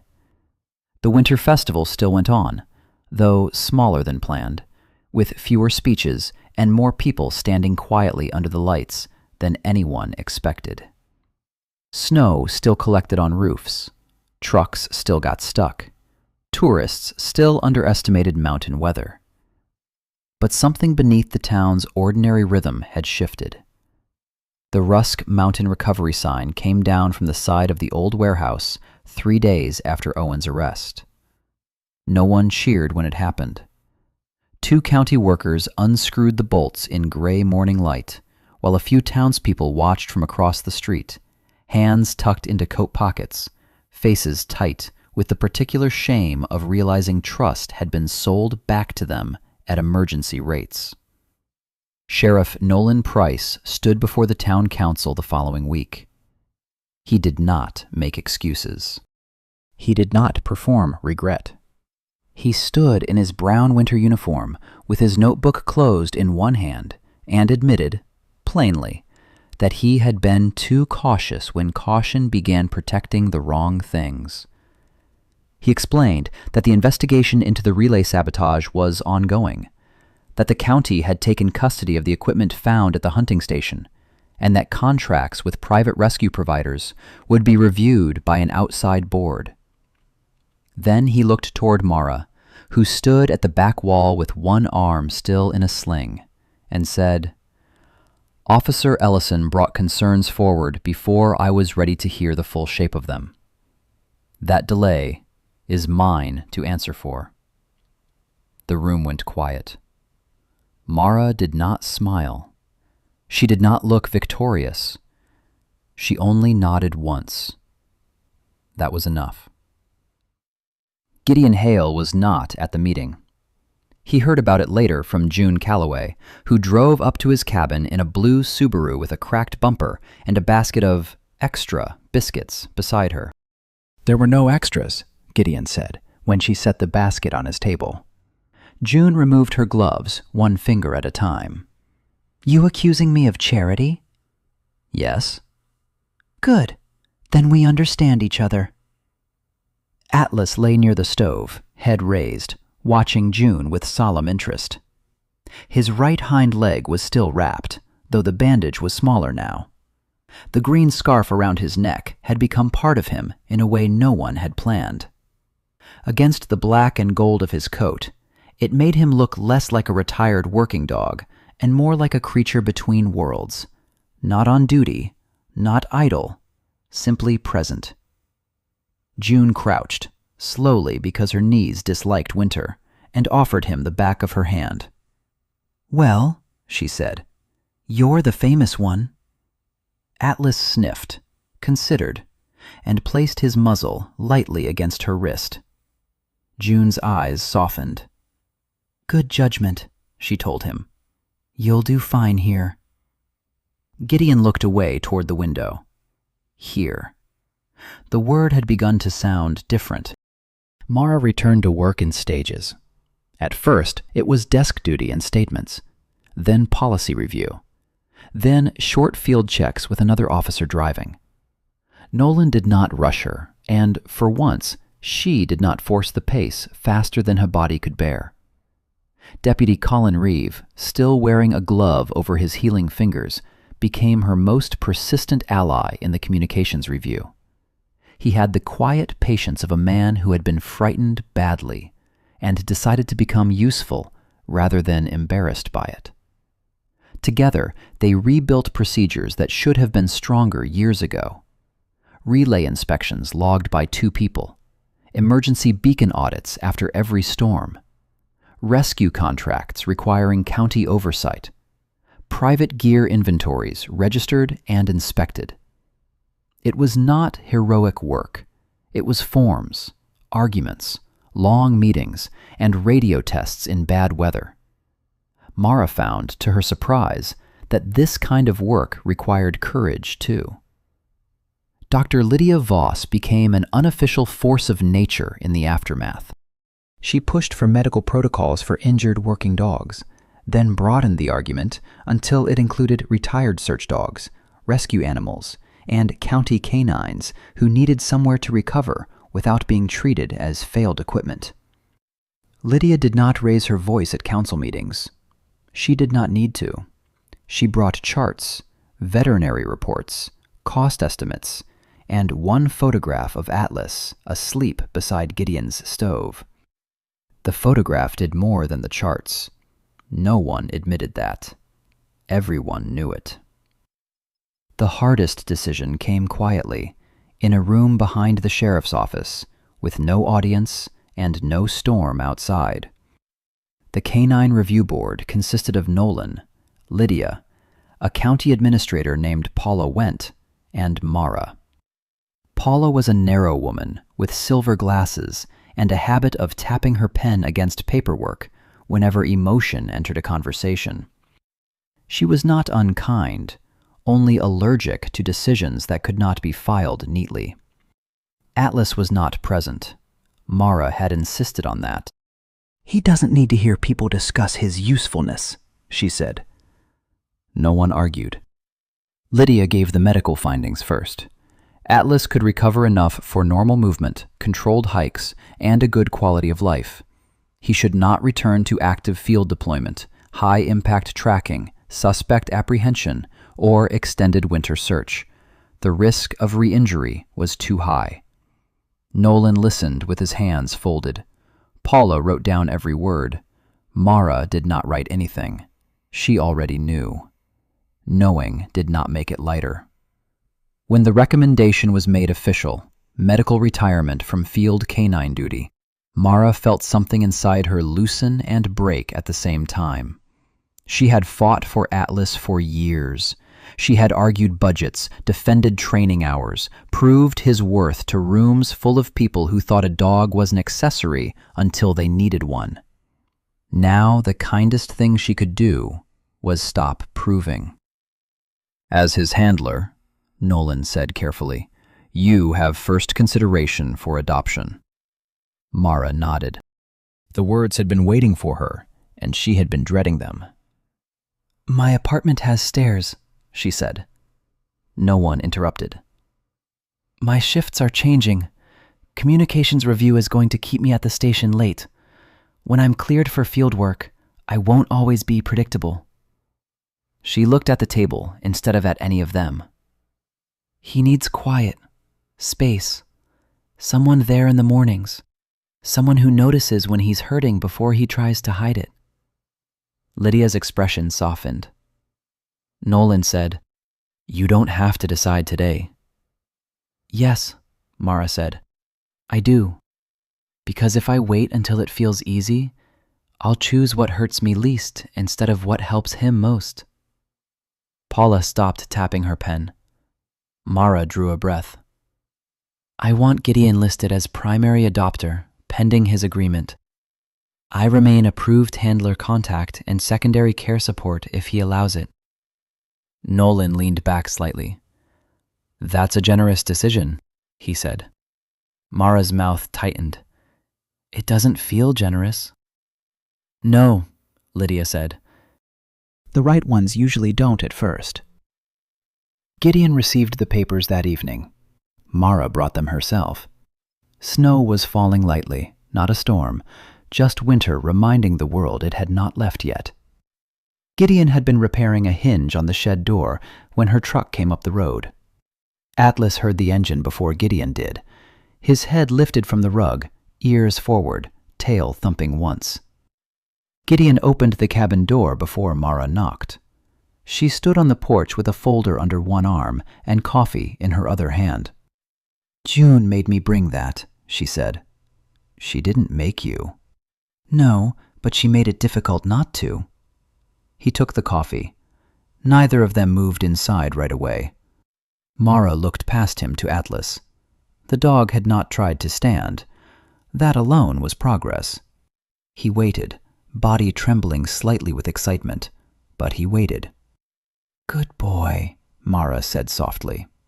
Atlas's tail moved again. Inside, she sat at the table and placed the folder between them. Gideon did not open it at once. He knew what it was. Paper had weight before a person touched it. Mara kept her hands wrapped around her cup. "The board approved retirement." Gideon nodded slowly. "They gave me first adoption option." "I figured." "I'm not taking it." His eyes lifted to hers. She did not look away. That cost her. He saw it. "He needs this place," she said. "He needs you." Gideon's jaw tightened.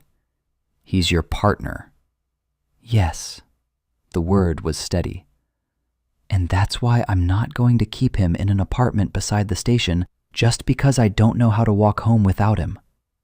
The fire snapped in the stove.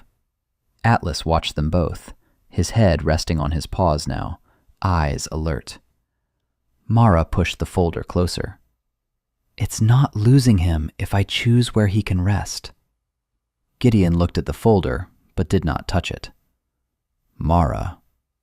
She smiled faintly, and it was the saddest expression he had seen on her face yet. "Don't make me noble. I'm not feeling noble." "I wasn't." "I'm angry. I hate it. I hate that the best thing for him is not the thing I want most." Gideon sat down across from her. That in itself was an answer. Mara's voice softened. "He chose you. Not because I left him. Not because he stopped being mine. Because with you, he rests." Gideon looked toward Atlas. The German shepherd slowly lifted his head. For years, Gideon had believed belonging was a doorway that locked behind you. If you cared, you could lose. If you were needed, you could fail. If something warm slept beside your stove, one day there might be an empty space where it had been. All of that was true. It had always been true. The lie had been thinking loneliness protected him from it. He opened the folder. The adoption agreement was simple. Too simple for what it asked. Name, address, veterinary supervision, retirement status, handler access, liability acknowledgement, signature. Gideon read every line. Mara waited. Atlas breathed. The fire burned down to coals, and Gideon added one more log without standing, leaning just far enough to place it carefully inside the stove. Sparks rose, then settled. At last, he picked up the pen. His hand paused over the signature line. Mara said nothing. That was her gift to him. Gideon signed. The pen made a small sound across the paper. Atlas thumped his tail once against the floor. Mara laughed through a breath she had been holding too long. Then she covered her face with one hand, not to hide tears this time, but to let them pass without apology. Gideon slid the folder back to her. "What's his full name now?" she asked after a moment. He looked at Atlas, then at the cabin around them. "Atlas Hale," he said. Mara nodded, and the name settled into the room like a log catching fire. Winter softened after that. Not quickly, not completely. The mountains still held their cold. The road to the cabin still iced over at night. Atlas still had bad mornings, when his leg stiffened and he stared too long at the door after hearing distant sirens from the valley. Gideon still woke sometimes before dawn, with his thumb pressed to the scratched face of his old watch. But the cabin changed. A second mug appeared on the shelf. Then, a jar of dog treats beside the coffee tin. Then, a rubber mat by the door, so Atlas would not slip. Gideon repaired the shed beside the cabin and turned it into something Lydia called a recovery room, and June called, finally, a use for that gloomy old box. He insulated the walls, built low platforms with washable bedding, added hooks for leashes and braces, and fenced a small yard where injured dogs could stand in sunlight without feeling trapped. He did not hang a sign. People found out anyway. Lydia came every few days at first, then weekly. Sometimes she brought medical supplies. Sometimes she brought a retired search dog for an hour of quiet introduction. Colin drove up once with replacement radio parts and stayed to help fix a gate. June arrived often with bread she continued to insist was extra. Mara came after shifts, sometimes in uniform, tired and smelling faintly of cold air and office coffee. Sometimes in jeans and a soft gray coat, her hair loose from its work knot, carrying nothing at all. She never asked if she could stay. Gideon never asked when she was leaving. Their affection did not announce itself. It accumulated. In the way Gideon began keeping the coffee she liked, even though he claimed June had stocked it by mistake. In the way Mara bought joint oil for Atlas before Gideon noticed they were running low. In the way he fixed the porch step after she nearly slipped and pretended he had been meaning to do it for years. In the way she left a pair of gloves by the stove and did not retrieve them the next time she came. Atlas noticed before they did. At first, he lay between them whenever Mara sat near the fire. Then, as weeks passed, he shifted slightly to one side, leaving a space that neither Gideon nor Mara commented on, and both eventually used. By late winter, the snow changed texture. It no longer fell like a wall. It drifted, melted, froze, and glittered under morning sun. The air remained cold, but the light had begun to lengthen. One clear morning, Gideon took Atlas along the trail behind the cabin. Mara walked with them, off duty, hands tucked into the pockets of a blue-gray coat. Atlas moved slowly but steadily, his right hind leg not perfect and no longer pretending to be. The green scarf sat loose around his neck. Every few yards, he stopped to smell the snow, as if reading letters left overnight by foxes, deer, and wind. Gideon let him take his time. That was new, too. The trail rose toward a break in the trees where Brindle Falls could be seen below, small and bright in the valley. Smoke lifted from chimneys. Sunlight touched the church steeple and the roofs around the square. The town looked peaceful. This time, Gideon did not distrust the sight. He only understood it better. Atlas reached a fork in the trail and stopped. One path curved back toward the cabin. The other continued toward the ridge. He looked back at them. Mara smiled. He still thinks he's leading. He is. They walked to where he waited. For a while, none of them spoke. Then Mara looked at Gideon. Do you ever think about leaving the woods? The question did not startle him. A month earlier, it would have. He looked down toward the town, then back at the cabin visible through the pines behind them. Smoke rose from its chimney in a thin blue line. The shed door stood open to morning light. A second mug waited unwashed by the sink. Atlas's blanket lay near the stove. Leaving, Gideon realized, had never been the same as returning. No, he said at last. Not really. Mara looked away, trying to hide the disappointment before it became visible. Gideon saw it anyway. He reached for the watch on his wrist, touched the scratched glass once, then let his hand fall. I don't think I need to leave, he said. She turned back. He looked at the cabin again. I think I just needed to open the door. Mara's expression changed slowly, like light moving across snow. Atlas wagged his tail once, then started down the path toward home, confident they would follow. They did. The three of them moved beneath the pines at the pace Atlas chose, not fast, not wounded, simply steady. A man who had mistaken isolation for safety. A woman who had learned that love sometimes meant letting go of the shape you wanted. A dog who no longer had to prove his worth by running toward danger. Behind them, the mountains held their silence. Ahead, the cabin waited, with smoke rising, the door unlatched, and room inside for more than one life. For the first time in many years, Gideon Hale did not feel as if he were retreating from the world. He was walking home. Sometimes healing does not come as a loud miracle. Sometimes it comes quietly, through a door opened in the snow. A wounded dog who refuses to give up. And two people brave enough to care again. Gideon, Mara, and Atlas remind us that our worth is not lost when our old role ends.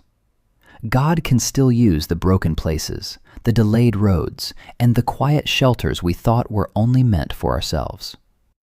If this story touched your heart, share your thoughts in the comments. Tell us what part stayed with you. And if you believe stories of hope, loyalty, and second chances still matter, consider subscribing for more. May peace find you where you are, and may you never forget that even after loss, a door can still open.